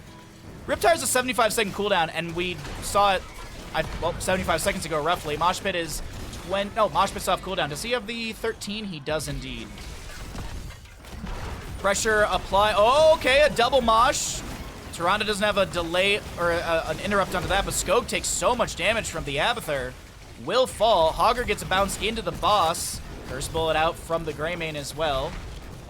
We have a double Greymane since the Rutso did get the channel, or excuse me, what's the word I'm looking for? The ultimate evolution. Oh, he's so dead. He's so dead. Oh! Hogger with the bounce.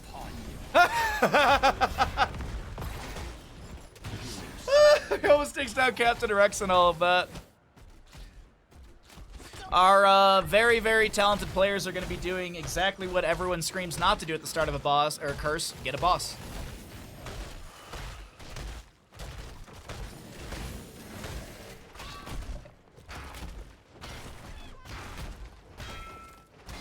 Alright. Boss for top lane, 35 seconds left on the objective. Or on the curse. We have mid lane fort, get it going down to about 50%. Abathar Hat helps out with a bit extra damage. Boss and wave and top are huge. Muradin just makes his way back into mid lane since a lot of the enemies are showing in top lane, clearing out the boss. Chen shows in bottom, and Hogger will arrive in mid, but this is going to be a double boss play through the curse. Red team has destroyed a fort. Max Passion, he sees that this is happening. The enemy team, oh, that was weird. That was very weird on vision for a second. Hogger looking for a bounce out of this. I don't think he wants to engage. Boss in top lane is still pushing. I'm curious, the boss HP is just around 50%. 16s are here for both teams. Endless nades on the Junkrat, imposing presence ETC. Captain Rex activates a Shadow Stalk. The boss is, oh, the Divine Shield! There was so much stagger onto Chen. Divine Shield activated. Stops all the damage over time from the stagger and allows Chen to be able to back away. But no Wandering Keg available. No boss steal could be here. We do have still that boss in top lane making its way into the keep. 5 to 7 in kills. It's even Talontiers, but they want to go in on this on the side of Team Skog. They're going to go for a bit of a pincer here. Jump onto Captain Rex in the backline with the Chen.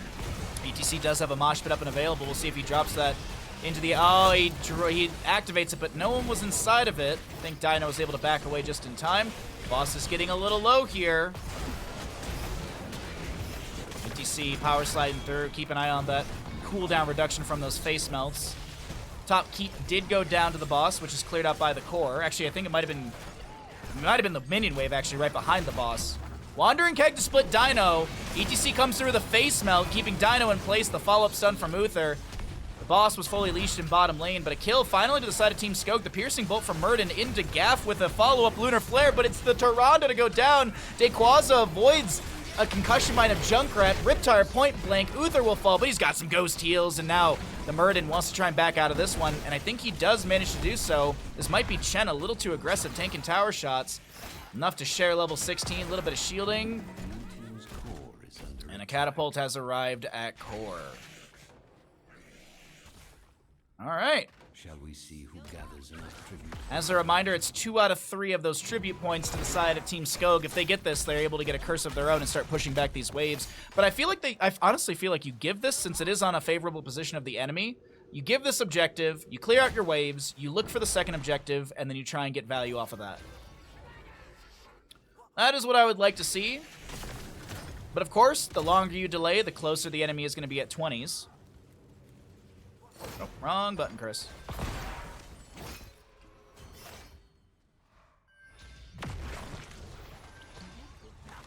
Owl gets a little bop. There's the give. Oh wait, no, they don't give. Okay. They're going in for this. They don't wanna wait for a 20 talent tier difference.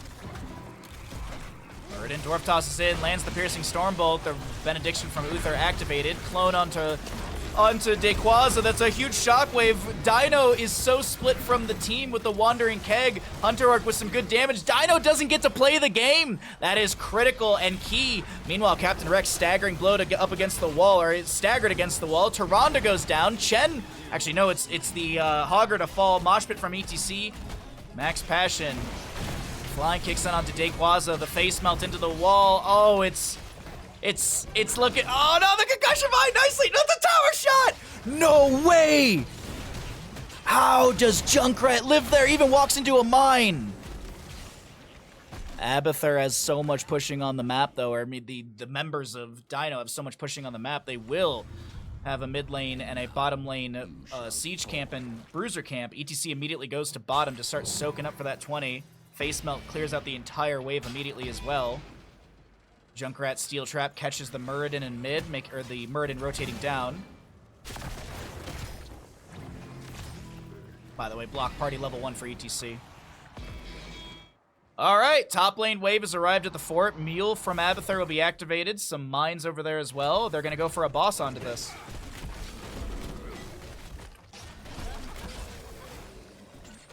$20 talent tiers here for both. Sentinel scouts out. By the way, boss and top is 4 seconds away. Whose ping was that to go to top? Okay, I think that was ping from the side of Team Dino. Yeah, I think this is just going to be traded bosses here during a curse. But it is the level 20s for both sides. You will see.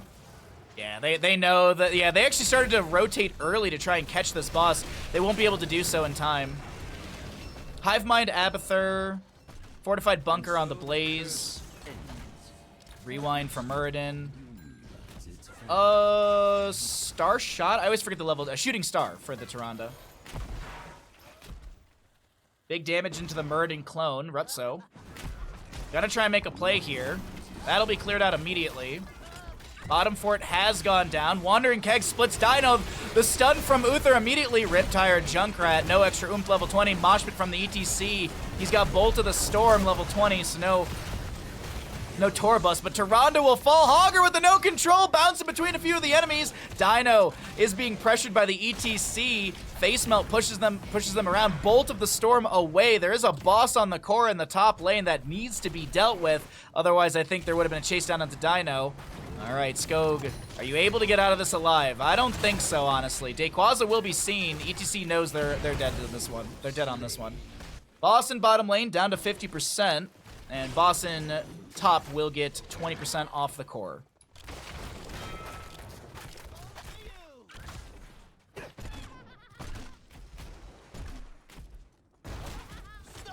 All right.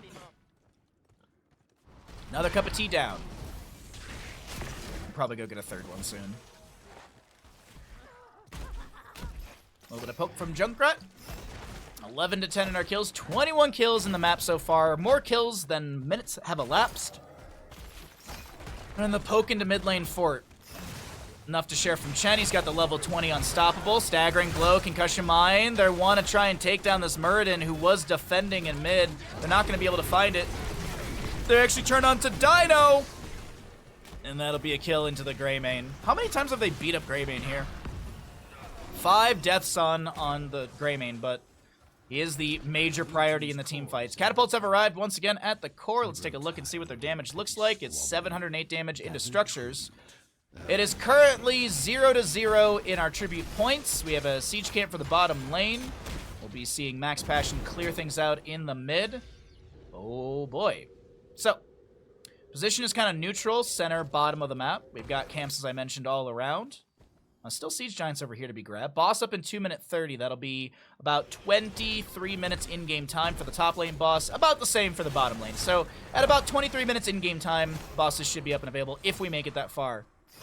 Because someone in Twitch chat said it, and I do agree. One good team fight on either side here could be the end of the game. One good team fight. Wandering, or not Wandering Keg, sorry. The Mule in bottom lane. They're going to try and deal with this, or at least take down this keep. Yeah, Junkrat with his frag launcher grenades taking out the mule first. The keep will have some tower shots onto the Chen, who's going to flying kick away. Skog needs to power slide out of this one as well. All heroics for the members of Team Skog are up and available. We do have the clone onto Muradin here. Bolt of the Storm was used by ETC. Does he double back and go for a mosh into the enemy as they advance through this bottom lane? Doesn't look like it. We actually have a no-control Divine Shield from Hogger going into the enemy team.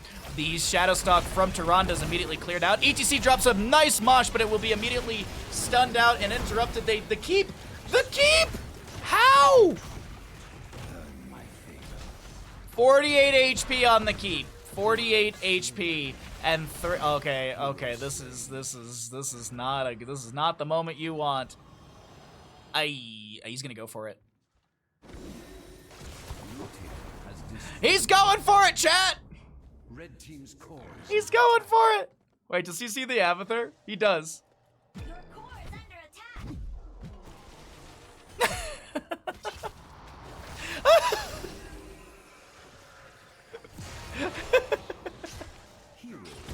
Ah, I thought Avatar would get the kill. Damn. Uther will fall to the Nexus forces, and Team Dino take map number 3. GG, well played. Team kill! To wrap it all up.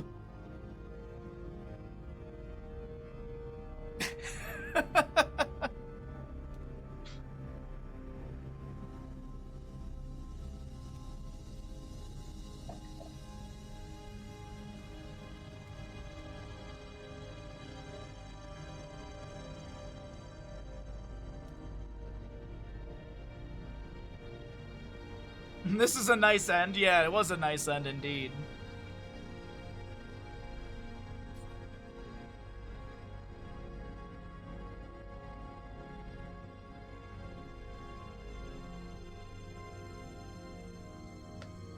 All right. Welcome back, ladies and gentlemen, into the Raven Court EU League. My name is Bahamut. On the left-hand side, we got Team Skog. On the right, it is Team Dino. And we're at map number 4, Infernal Shrines. Now, it's been a few maps, so let's kind of catch you up on how we got here while we're waiting for the ban phase to begin. The members of Team Skog won the initial coin flip of the entire series, and they were opting in for first pick priority for that first map. 2 punches, please. Foo Fighter, thank you for the Prime Gaming for 3 months. I will request that from John Cena. Absolutely. Thank you. Thank you for your Prime Gaming. Thank you for continuing to support the stream, and thank you for using that here. Battlefield and Tomb of the Spider Queen were banned up by Team Dino. Sky Temple and Garden of Terror banned up by the side of Team Skog. The first map was Alterac Pass, chosen by Team Dino. And they lost that map. Sorry, I had to double check the way I wrote my own notes. Map number 2 was Towers of Doom, chosen by Team Skog. They lost that map. Map number 3 was Cursed Hollow, chosen by Team Dino, and they won that map, so that's why we're seeing a score of 2-1.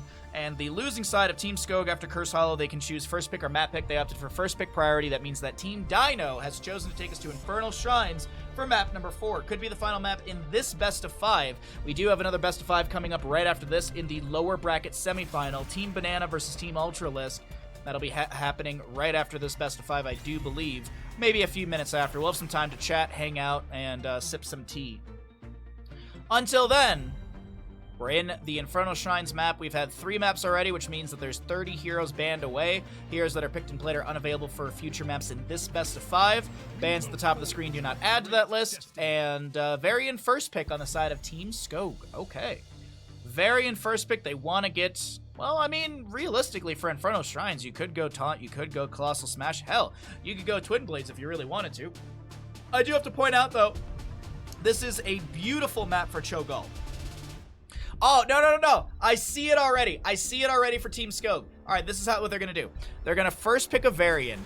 And people are going to be like, oh, it's Taunt, blah, blah, blah. No. It actually turns out it's a Twin Blades Varian, so that way you can last pick into that Cho'Gall. I've got it, chat. I'm brilliant. I've got it right here. This is it. This is the one. I see through the miasma.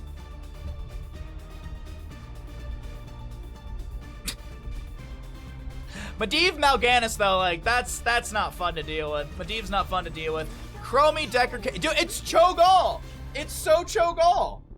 But Bahamut, You can't Cho'Gall without Ariel. Lies! You can Cho'Gall with whatever you want.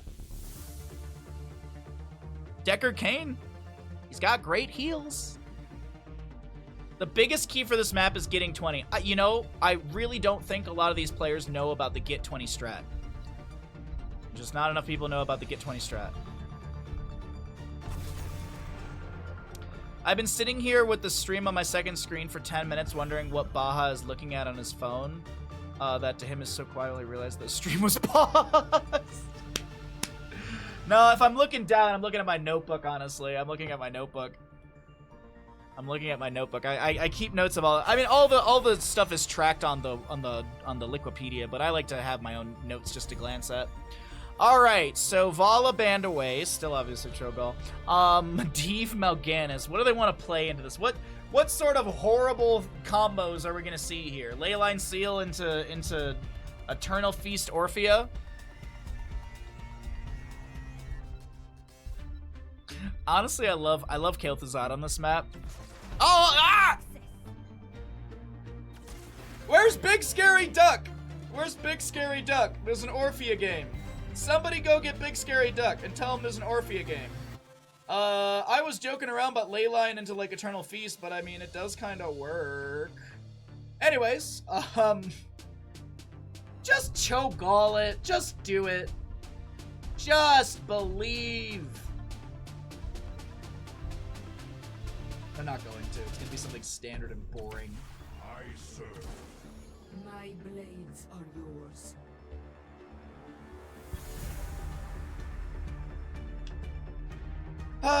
Zeratul Sonya. I mean, the burst is nice from the side of Team Skog, but I'm disappointed. But Bahamut, Tychus, and Malthael were still up. I mean, it's.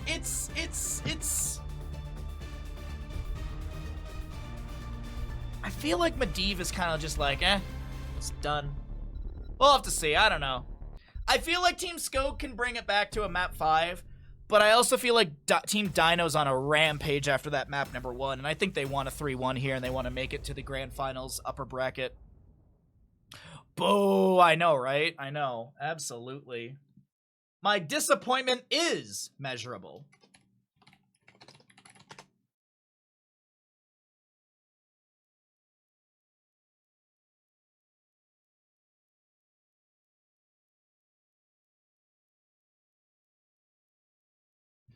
Oh, that tea is the perfect temperature. Nicely done.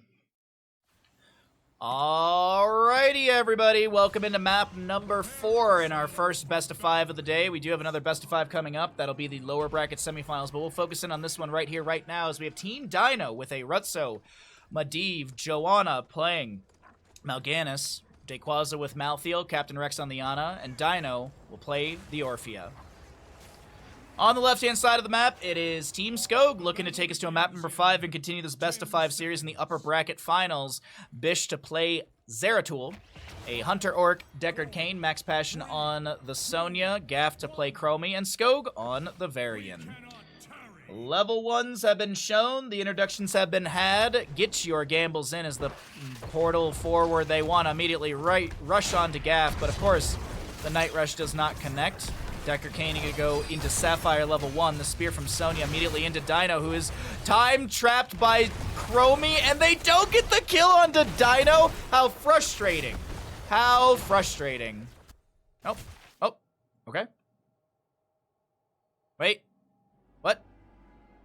Huh? Oh, I see. Okay. Sorry, there's an immediate R, and I was like, are you the one who paused? No. Rex keyboard is GG. Well, did you know that you can get a new first pick, not R? All right. Did you know you get a brand new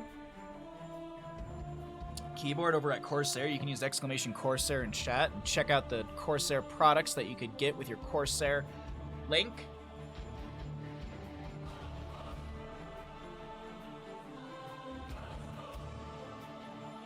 Sorry, I was reading, he cannot press his abilities. Well, I can't offer up any advice because I'm an observer. Well, we'll see what they do. The prediction's still going. But Captain Rex can't use any buttons, apparently. Thank you, Ash Mantle.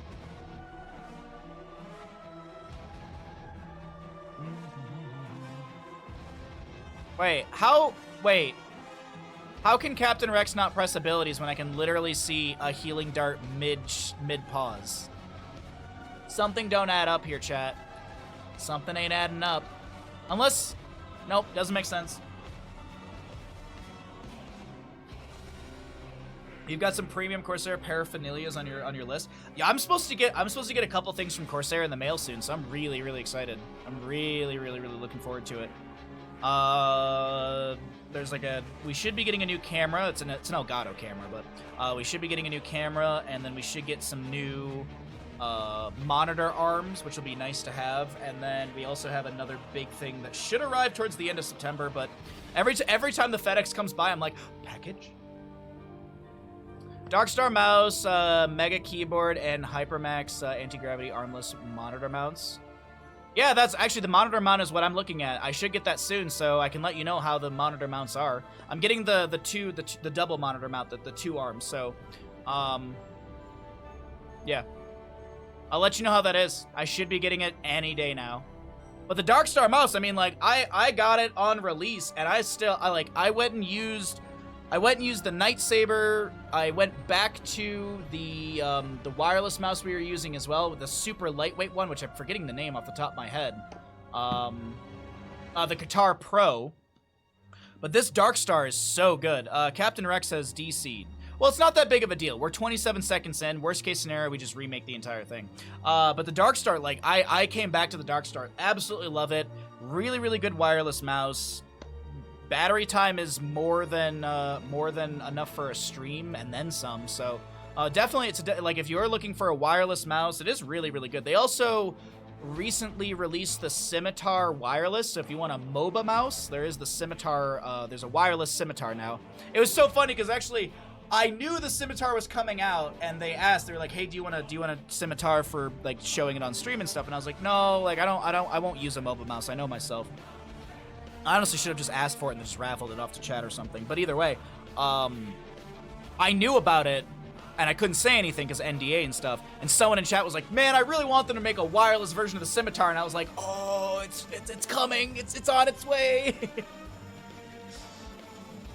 All right. So if you are wondering what's going on right now, one of the players is having some issues with their keyboard. They have completely DC'd out of the game. So I don't know if they quit and they're trying to restart their PC or something. So we're just gonna hang out here until that is until we figure it out. But yeah, they released the Scimitar wireless recently, which was hey, we got the readies. Okay. All right, looks like they got the player back in. Looks like the keyboard is working.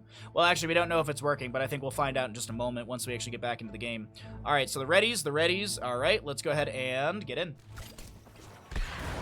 Thank you all for your patience. I appreciate you all sticking through with the slight pause we had at the start of this game. Looks like the player does have the ability to hit their buttons, so that'll be everything back into it. We're here on Infernal Shrines, map number 4. As a reminder, this is a best-of-5 series with Team Dino up 2-1 against Team Skog in the upper bracket finals. Winner of this series moves on to the grand finals for tomorrow afternoon. That'll be our second best of in the day. Tomorrow we'll have the lower bracket finals, which of course the loser of this series will be playing in.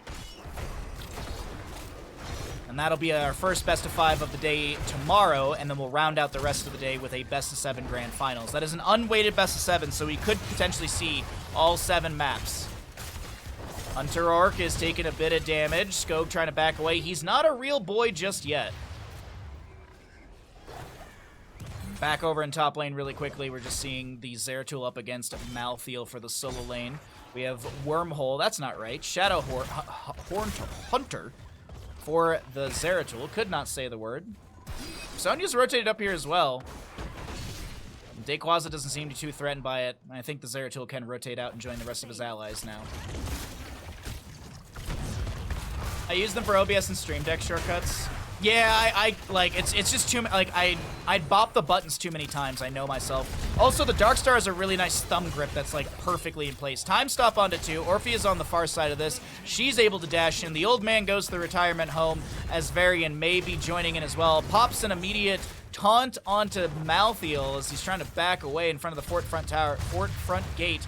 But it does not work out, and Team Dino with an early double kill in map number 4, starting out some great momentum in their hands. At Horror Anomaly, level 4 or 2 for the Chromie. First Punisher will be frozen in the bottom lane. Gaff will clear out the wave, and I assume Hearth out for full mana. That's what I'd like to see. Ana, Orphea on the right-hand side will grab this camp. Varian Zeratul? No, Varian Sonya to do the same thing. Zeratul's still in the top lane. Reading the minimap. Lion's Maw, Lion's Fang at level 1 is... Ah, it's Maw. I always mix the two. Actually, Zeratul comes over for the quick regeneration globe like that. I like it. Frozen Punisher looks like it's going to be given away. Zeratul, Sonya still in the top lane. Decker Kane just kind of chilling safely behind the fort front gate, or at least making safe rotations. Malthael's left on the point, and yeah, they see the Sonya in the top lane, so they're like, all right, Malthael just solos this really, really well. And now, was it all a great bait? Was it all a great bait? They charge, taunt, scroll a ceiling. Malthael's not going to go down. Ana gets the kill into Sonya in the top lane. Dequaza, maybe fine, maybe fine. Force of Will, portal. Oh my god, the portal's in place by Rutso, and now it's Zeratul. He's in a bit of a scary spot. The Night Rush comes through, the blink away. Medivh, by the way, 25 stacks on the baseline Arcane Rift, and this will be Fallen Shaman working its way into the top lane fort front gate, favoring Team Dino, who are at 32 skeletal defenders, leaving the Mal'Ganis to deal with a lot of this. The Dreadlord should finish it out. Ana may help out a bit too. I've got Bluetooth Harpoon on my wish list, hoping to get it. Oh, what's up, Mr. I'm Stuck? Happy Saturday to you. Red team has summoned Frozen Punisher. Emerald level 7 for the Decker Kane for some healing reduction. 75% for 4 seconds as a bunch of these potions with Potion of Shielding level 4 to be thrown out around the objective area. Hunter Orc just trying to supply his... Well, actually, he's just chilling mounted right now, keeping that mana bar rolling up. As I do believe there's a well tap. Sapphire, Mal'Ganis is able to fell claws away.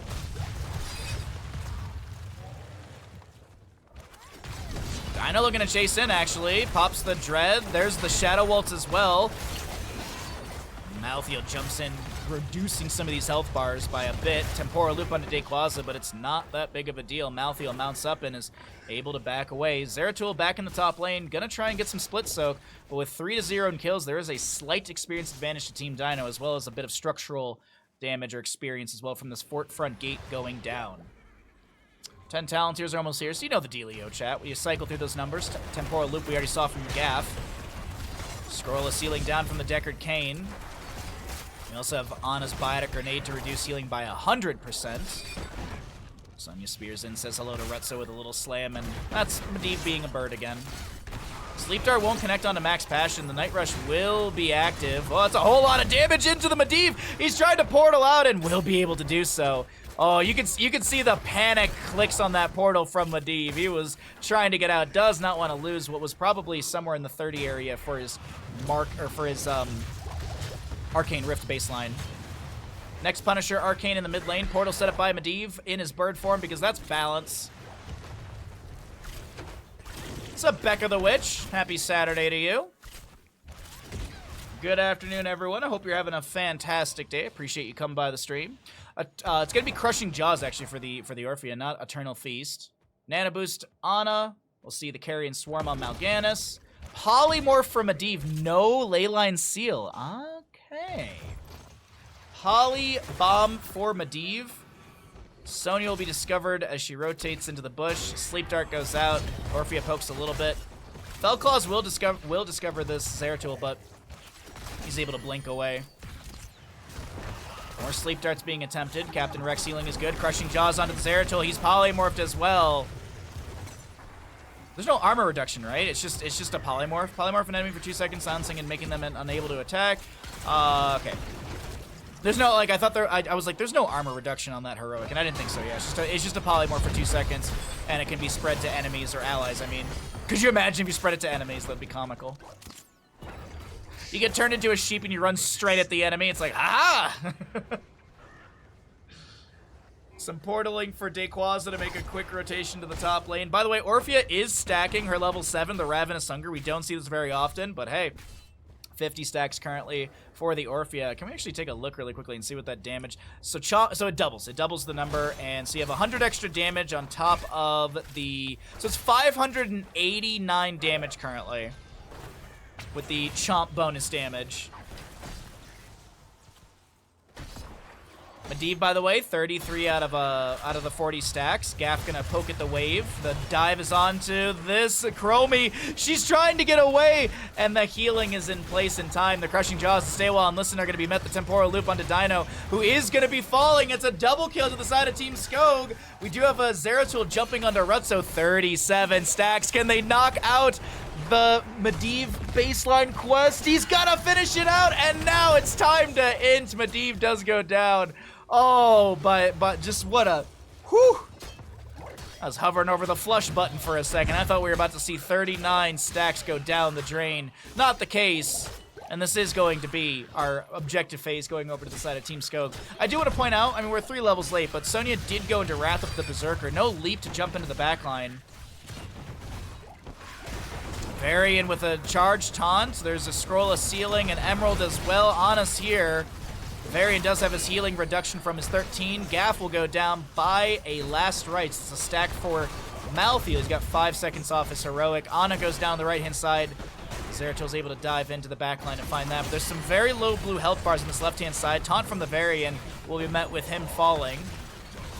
Carrion Swarm activated by Mal'Ganis. Wrath of Berserker from the Sonya. Bish is able to back away with a blink out after the polymorph expires, and it will not be an objective phase over the... Oh, no, it will be an objective phase over the side of Team Skog.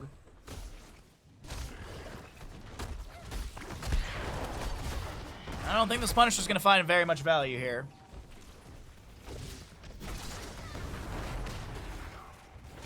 Malthael grabs a quick wave in top. And Zeratul will not be slowed down in the rotation. Okay, yeah, Orphea Dino chomps the wave really quickly. 79 stacks for the Orphea. 158 extra damage off of that, if my math is probably right.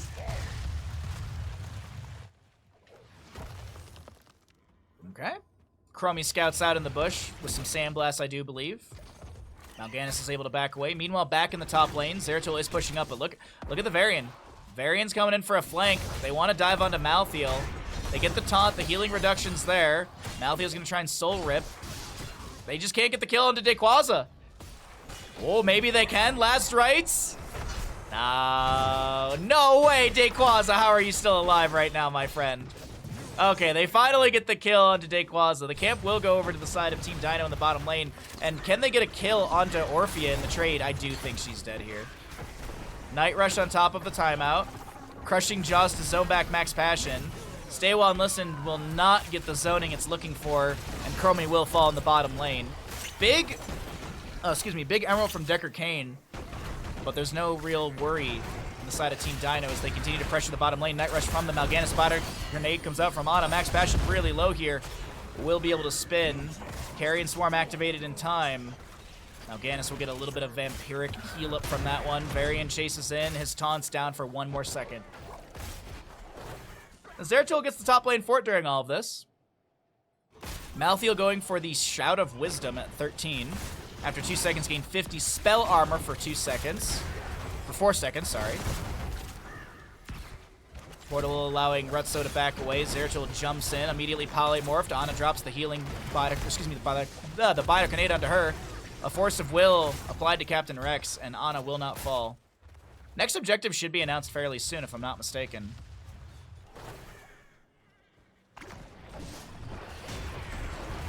Oh wow, the chomp is interrupted by the taunt of Varian, even though the animation was starting to happen. Crushing Jaws are available, the Nano Boost is as well. Malthael is trying to pressure onto Max Passion.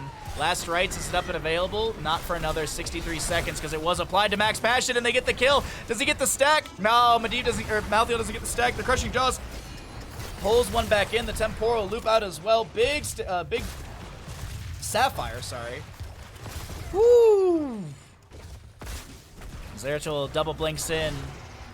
Trying to jump onto the Ana with that might in the Nerzi. Bish is going to get chomped for quite a bit. They're chasing on to the Zeratul. The Biter Grenade comes out as well, but no, they don't go any further down the corridor to chase them down. Mortar Punisher up and available for the bottom lane as the mid lane and Paler camp will be cleared out. What's up, ISO? How you doing today, bud? Yo, if you're in the Discord, by the way, ISO posted a really, really cool Malthael that he painted. A little miniature of Malthael that I believe he painted, so if you are in the Discord, be sure to check that out. I think it's just in the general chat. I think it's just in the general chat in Discord. A little bit of sand delivered by Gaff. Malthael working on the objective, already a quarter of the way through this.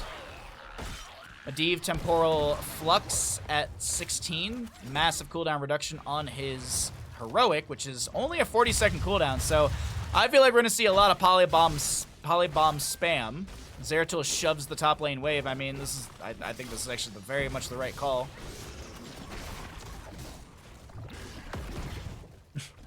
Dip diving and dodging around. Polymorph? No, he's fine. Mortar Punisher goes to the bottom lane in favor of Team Dino. That's a temporal loop into Malganici. He does fall.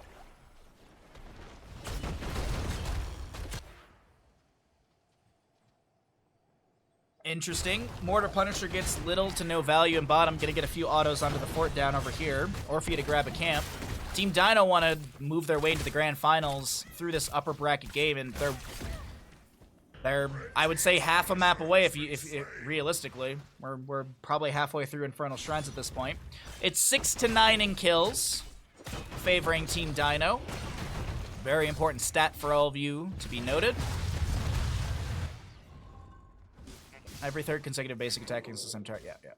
Yeah. Yep. Thought you might like. Oh, I love it. It's really cool. It's really, really cool. Thank you for sharing, seriously. Stuck in a loop for Chromie, level 20. Oh, they're setting up for a bush party over here. Alright, so there's we know what's going on over there.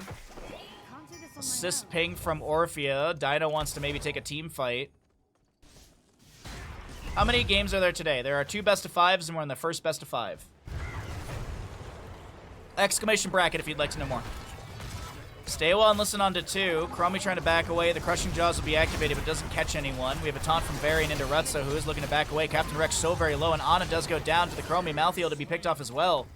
The portal allowing Rutsa. Oh, nice Zeratul! A singular strike. Wow, nicely done. Those deaths are... Wait, are we going to a map 5? No, there's no way we're going to a map 5 up. Wait, hold on. Another kill right here. We might be going to that map 5. Oh, no! It's all falling apart! Oh, my God. Oh, my God. How quickly the tide turns. Oh, day. Okay, all right. Okay. What?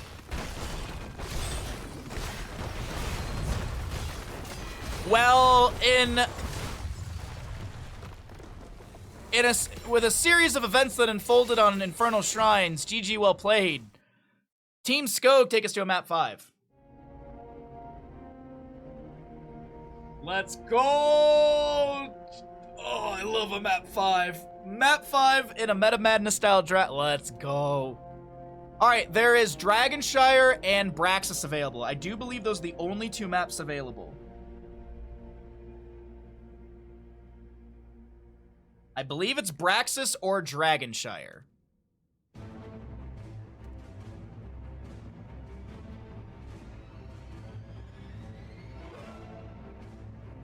Come on, Braxis. Come on, Braxis. I'm just staring at the player channel right now. Come on, Braxis. Tell Bandit he's perfect. Mr. Bandit, you are perfect.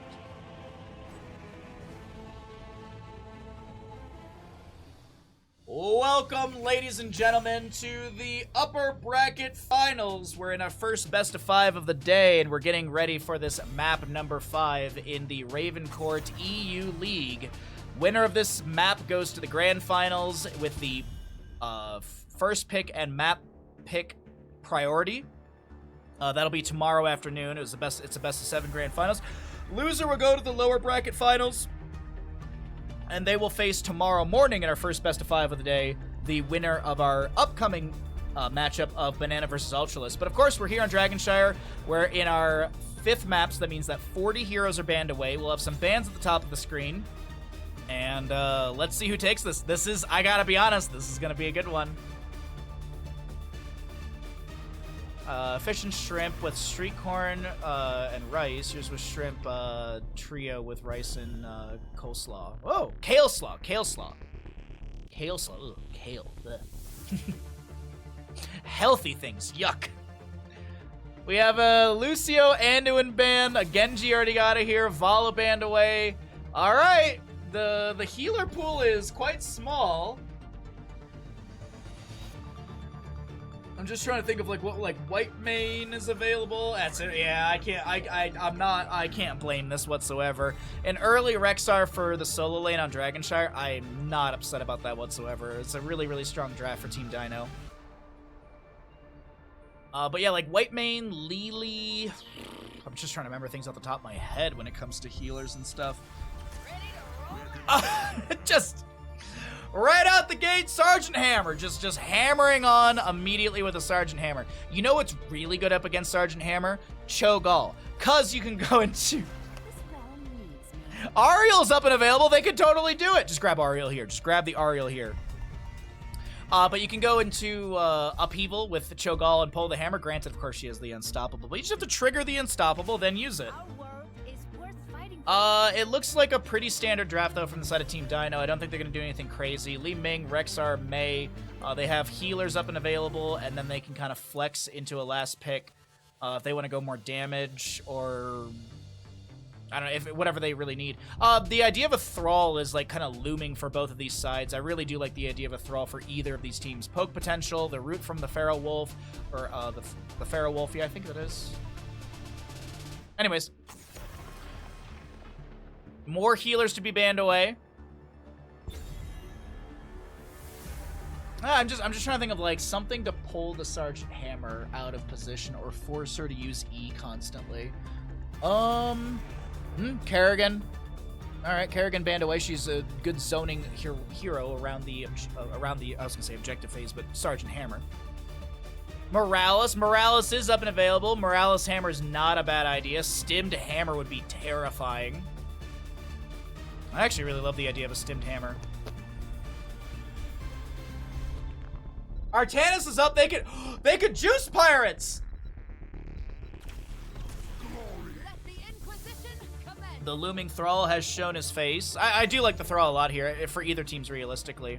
Cho'Gall, of course. Mr. Sad Panda. I will be a Sad Panda if there's no Cho'Gall. But I don't think there's going to be one. I don't like this draft. This draft does not lean into Cho'Gall whatsoever. They still need a healer. Unless they want to go healerless, which I think is just really not the call. What do they want to go into here? Okay. We got Ariel. They're going to Cho'Gall it. Now, I like the Ariel here. I think this can work out. Detainment Strike is a good way to push Hammer back from advancing constantly. Not many other supports left anyways. That is true. That is true. I mean, Lily's up. I'm surprised no one's gone for Lily.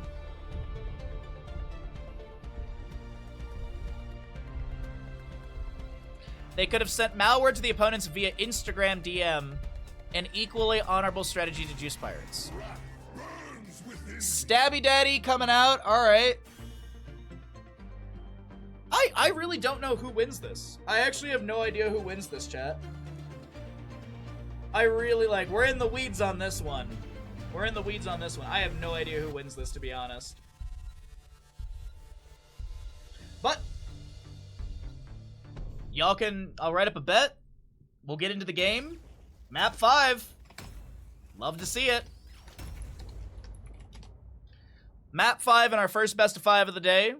Thank you all for hanging out. I appreciate it. As we're loading on in, be sure to follow the channel if you're not following the channel. We've had a few new viewers here and there today. So I do stream 6 days a week. We do full-time stream. We average around 6 hours per stream. So if you are having a good time, if you're enjoying the content, be sure to drop a follow. If you'd like to support the content further or the channel further, it's always very much appreciated.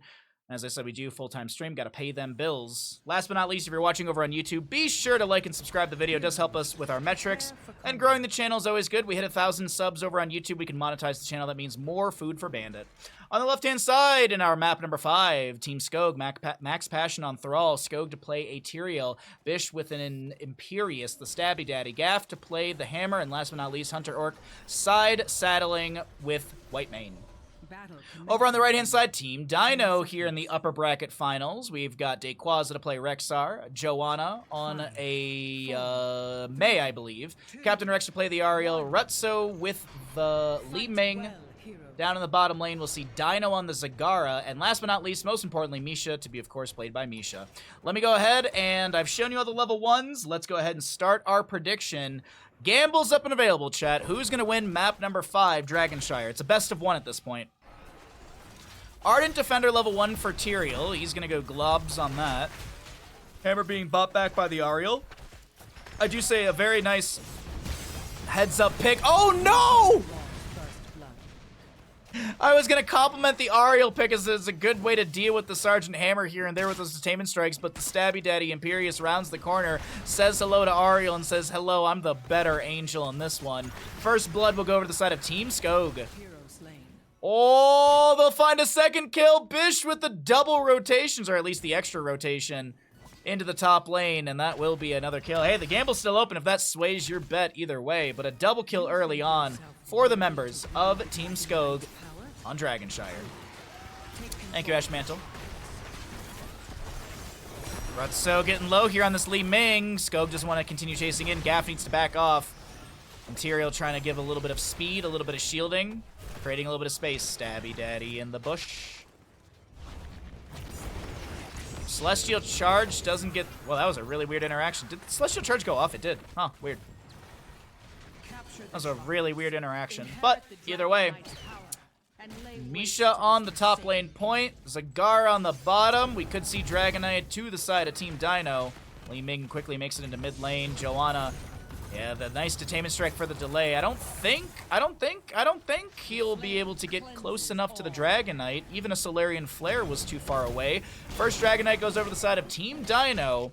1 minute and 55 in. That's a very quick Dragonite. Thrall gets kicked to top lane. He's like, okay, cool. Granted, of course, Thrall is a very... Yeah, actually, so this actually, Dragonite just kind of helped him out a little bit. But Thrall does have that level 1, the Rolling Thunder, which is a really good way to kind of deal significant damage into the vehicle, the Dragonite. You can see that Dragonite getting chunked immediately. Misha's chilling in the bush looking for maybe a charge. Nah, she's just anchoring. He's stabbed in place, the 1 inch. What is he, Uma Thurman in Kill Bill? There's actually from what I saw on Twitter, there's actually a Kill Bill one, the death punch, like the 3-finger death punch or whatever, that Uma Thurman does to the bad guy at the end. Spoilers. But there's like a reference to that in a fatality for Mortal Kombat 1, if I'm not mistaken. Kill into Mei. 3 kills to the side of Team Skog with the Sergeant Hammer composition. Starting to run away a little bit with that experience. They didn't get the first Dragonite. And the map is being opened up by Dino and friends. Li Ming with some big balls. Rutso trying to poke onto Gaff here, who's going to get chunked down, but the healing from Hunter Orc is just continually rolling on in. Sergeant Hammer boosts away. Doesn't want to take another combo right there. 5-point palm exploding heart technique. There you go. Thank you, Ektar.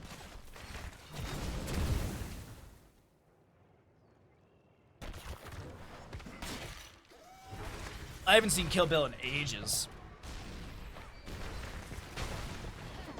Oh, more pressure to be applied into the fort front gate structures right now. Thrall actually goes down into bottom lane, clearing out a bit of Zagara's summonables, and Max Passion's got to be careful here. The icing in from the Mei doesn't get the displacement they're looking for. Max Passion's able to rotate down to the lower side of the lane and stay safe away from any sort of death. Bish gonna rotate down here. Thrall trying to poke out here and there, keeping that trait active, or keeping the trait triggering. Celestial Charge. We have a flank from Skog, who wants to immediately go onto Captain Rex here. And I do believe the damage is in place. Zagara will drop some bile. She won't get a stack on that 7, but another kill over to the side of Team Skog. 4-0 in kills. And the experience is rapidly going over to our blue squad.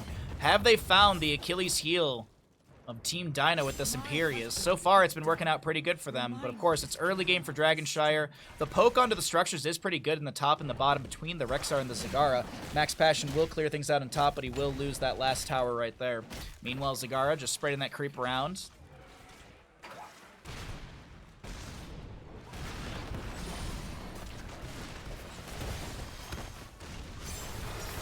Which hero would benefit from a rework if that was still a thing?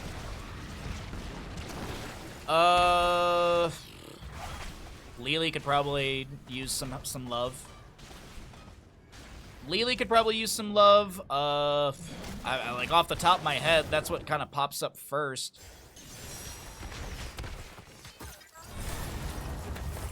Yeah. Hofit, thank you for the Chen. What's up, Psycho Pants?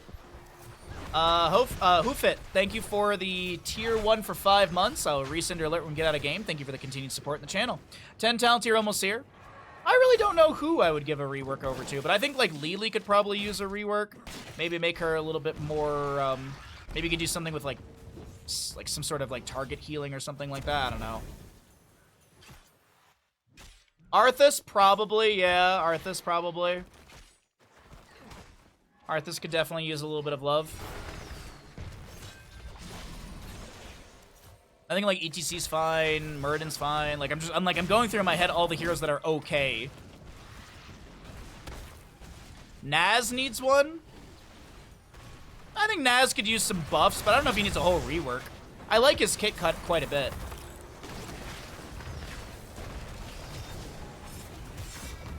Celestial Charge in from the Imperius. He's not going to be able to have... Excuse me, there won't be any follow-up damage for a kill.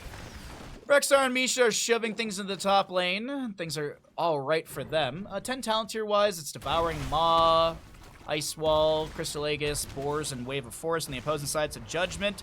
Sundering for the Thrall. Imperius will be going into the Wrath of Angiris. The Sky Suplex, as we call it from time to time. BFG for the Hammer, and the Scarlet Aegis on Whitemane.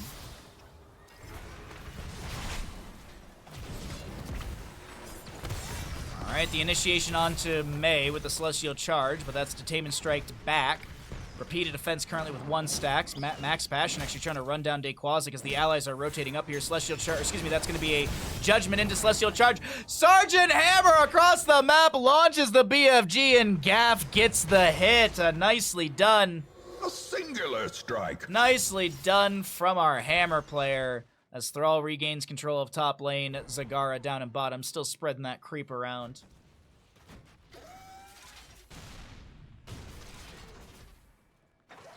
Planet Cracker guy, maybe? Probably. Yeah, 4-legged Dragoon could probably use a little bit of... Rework him so he's actually Talendar. Hero slain. Why are you talking about bad heroes, Iktar? Rework him into a new hero. Wrath of Angiris. Oh, the Celestial Charge doesn't connect. The Ice Wall comes out, and it's not enough to delay out a potential kill. Or death. Blah.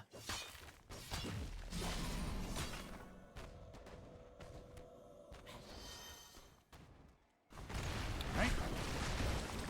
Ooh, lashing out. So we'll see Harsh Discipline level 16, I assume, for Hunter Orc. That'll have the root when the Giggle Beam's on an enemy as well, and the Searing Lash hits. Sko looking for a flank. Judgment's off cooldown. Li Ming will scout this out.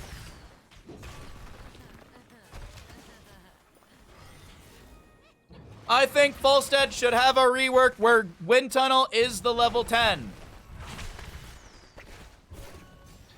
I think Zagara should have a rework where her creep never goes away. Because I want to play StarCraft 2 instead of HOTS. So I'm just thinking of all the ridiculous things that people have thrown in Twitch chat from time to time.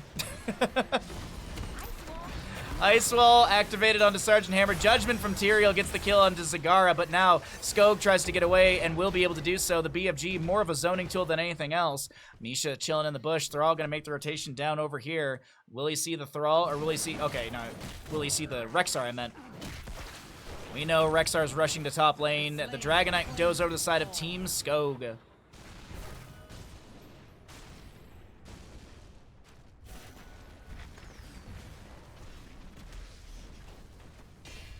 Well, that's Dragonite. Not too bad. We'll continue to see pressure applied through mid lane. Sergeant Hammer doing work in bottom. Rutso getting beaten up a little bit here. Sorry, the Ariel was going to be kicked away. I was looking at the bottom lane really quickly as well.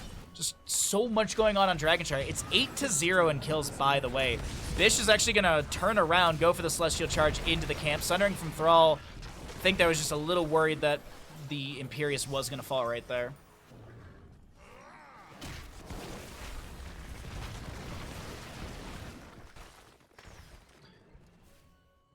Tanks need help? No, just play them better.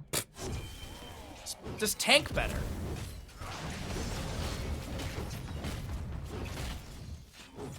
Surprise structures and XP are as even as they are with 8-0 in kills. Well, I can show you where the experience is broken down from. 8 kills is going to be about 5,000 experience to the hands of Team Skog. We have 1,000 extra over to the side of Team Dino with their minions, and it's about a level lead. I mean, it's a 4,000 difference in experience, specifically through those kills. BFG will come through. There's gonna be another kill. No, wait, Bish will not fall. The Scarlet Aegis will get activated in time. Wrath of Angiers does get a Sky Suplex as well. They pull out the Li Ming. She will fall. The 9th kill over to the side of Team Skog as Team Dino actually gets one of their own into the Imperius finally. Max Passion summons the Sunder. We have a stasis from the Mei, staring at Max Passion's health bar and does not fall. It's a 1-for-1 trade. Imperius just needed mana. Prepare yourselves, heroes. The shrines will soon be active again. Kills don't matter. Oh, kills do matter. Kills definitely do matter. 9-1 in kills. We have a supreme level lead to the side of Team Skog. We'll get the Imperius back in just a second. There's that harsh discipline, as I mentioned. Hitting a hero with Searing Lash while they are being targeted by Inquisition roots them for 1.5 seconds. You also reduce the Inquisition cooldown by 2 seconds with that passive. Valorous Pursuit from the Imperius. Let's go. Valorous Pursuit. I say that I don't see this very often, but I have been seeing it more and more often. So, hey, we'll see how this all works out. Judgment onto the Li Ming. They're all trying to poke out with a little chain lightning here and there.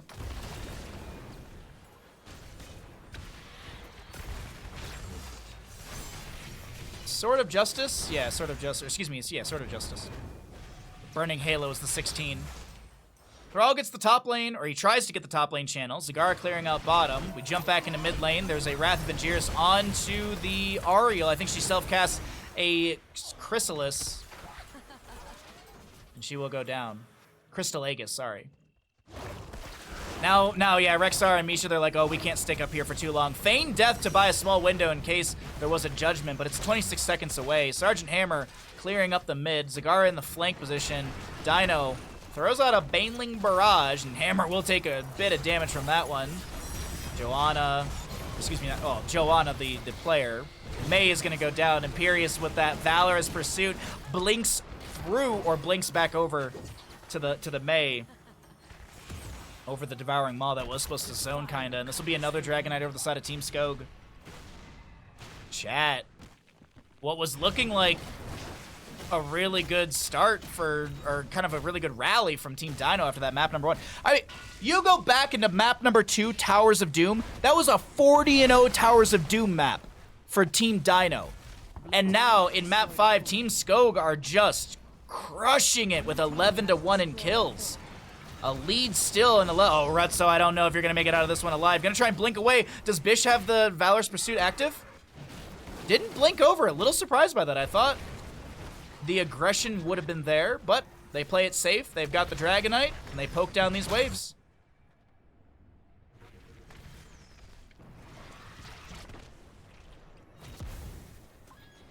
All right. The Celestial Charge doesn't get the stab they're looking for. Maybe he consumed it.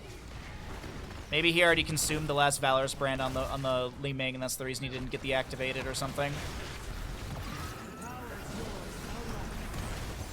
Oh, Tyrael's able to back away with that Sword of Justice. The core problem is probably that there is no reason it should have been Monoliths. Ah, okay. Dragoon. Why don't you just type the word Phoenix? Why is everyone... Why can't no one type the character name that we're talking about? It's so weird. 20 talents here, almost here for the side of Team Skog. We'll see what they go into as another Dragonet phase will be announced fairly soon. 31 stacks, by the way, for Skog on this Tyrael.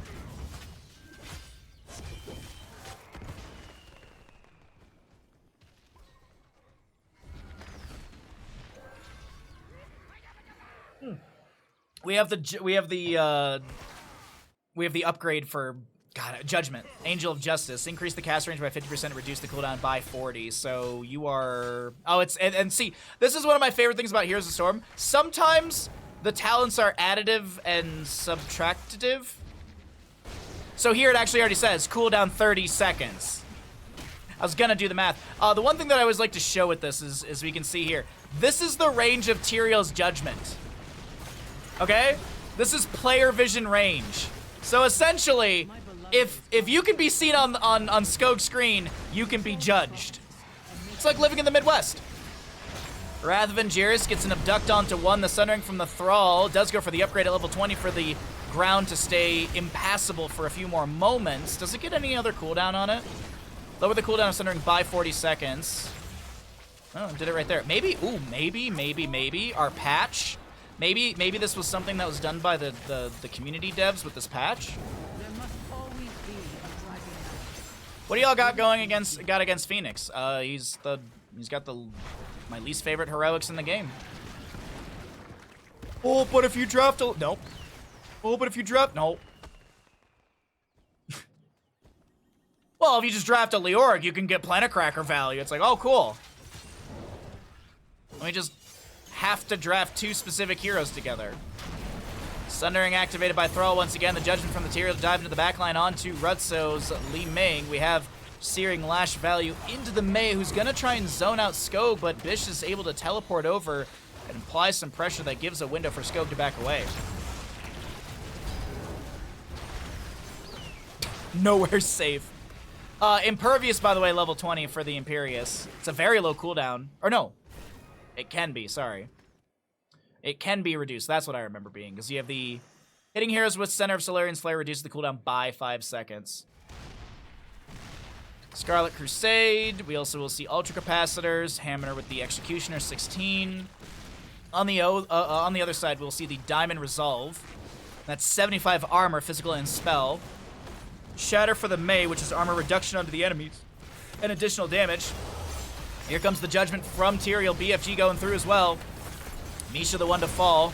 Bish gonna be knocked back with a displacement of Ariel, but the Valorous Pursuit is allowing Bish to jump back in. Captain Rex is not the target of that Celestial Charge. They get Rutso Dino. Skog chasing in through bottom, and Mei tries to zone back, but this is a decent push through bottom that they're gonna stall. They're not gonna go for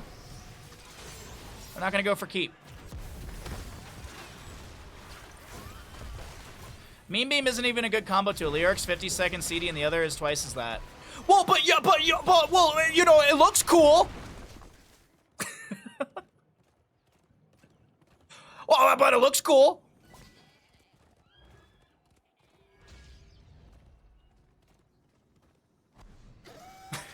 Sorry. Skog gets the top channel. Dragonite's available in the mid lane to the members of Team Skog.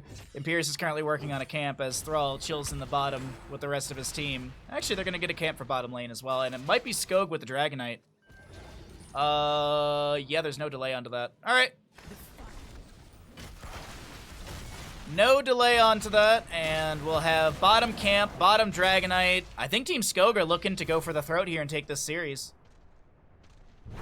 It does look cool, though. You can't argue with that. No, I can, because I don't think it looks that cool. Case and point! How you doing today, Brittle? What's up? It's the internet. People argue about everything because it's the internet. You gotta have an opinion. Marvin, you gotta have an opinion.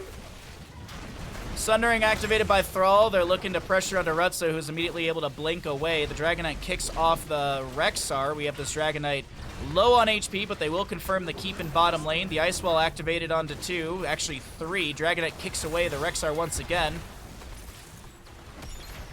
I think didn't. Oh, whoa. Misha goes down. Dragonite expires. That's a beautiful Crystal Aegis as the Judgment from Tyrael comes through. Denying.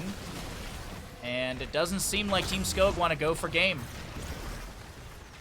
You destroyed my argument there. That's why I never went into, that's why I never became a lawyer. I was just way too good at it.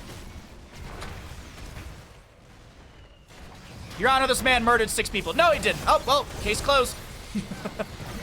Sagara goes down. Devouring Maw will hold the Imperius for a second. Scarlet Aegis activated by Whitemane. We'll see the Judgment onto the Mei, who gets her Cryo Freeze in time. She doesn't have the 20 Flash Freeze, so she will fall after Imperius does land a Celestial Charge. It's a triple kill, and you see the call to go bottom and end.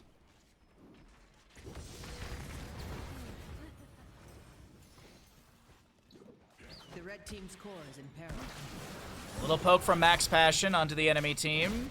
44 on the Mei, 30 on Zagara. Max Passion starts working on core. Gaff is in range as well with that Hover Siege, trying to avoid some of the poke from Li Ming.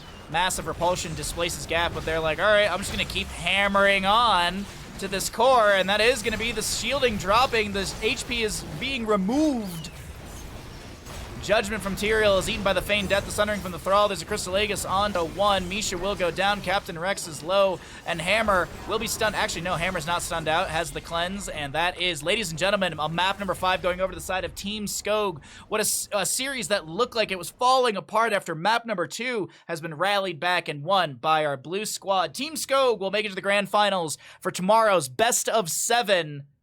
And that is an unweighted best of 7 that we'll be seeing tomorrow. But of course, we're not done today, ladies and gentlemen. Cho'Gall champions are still...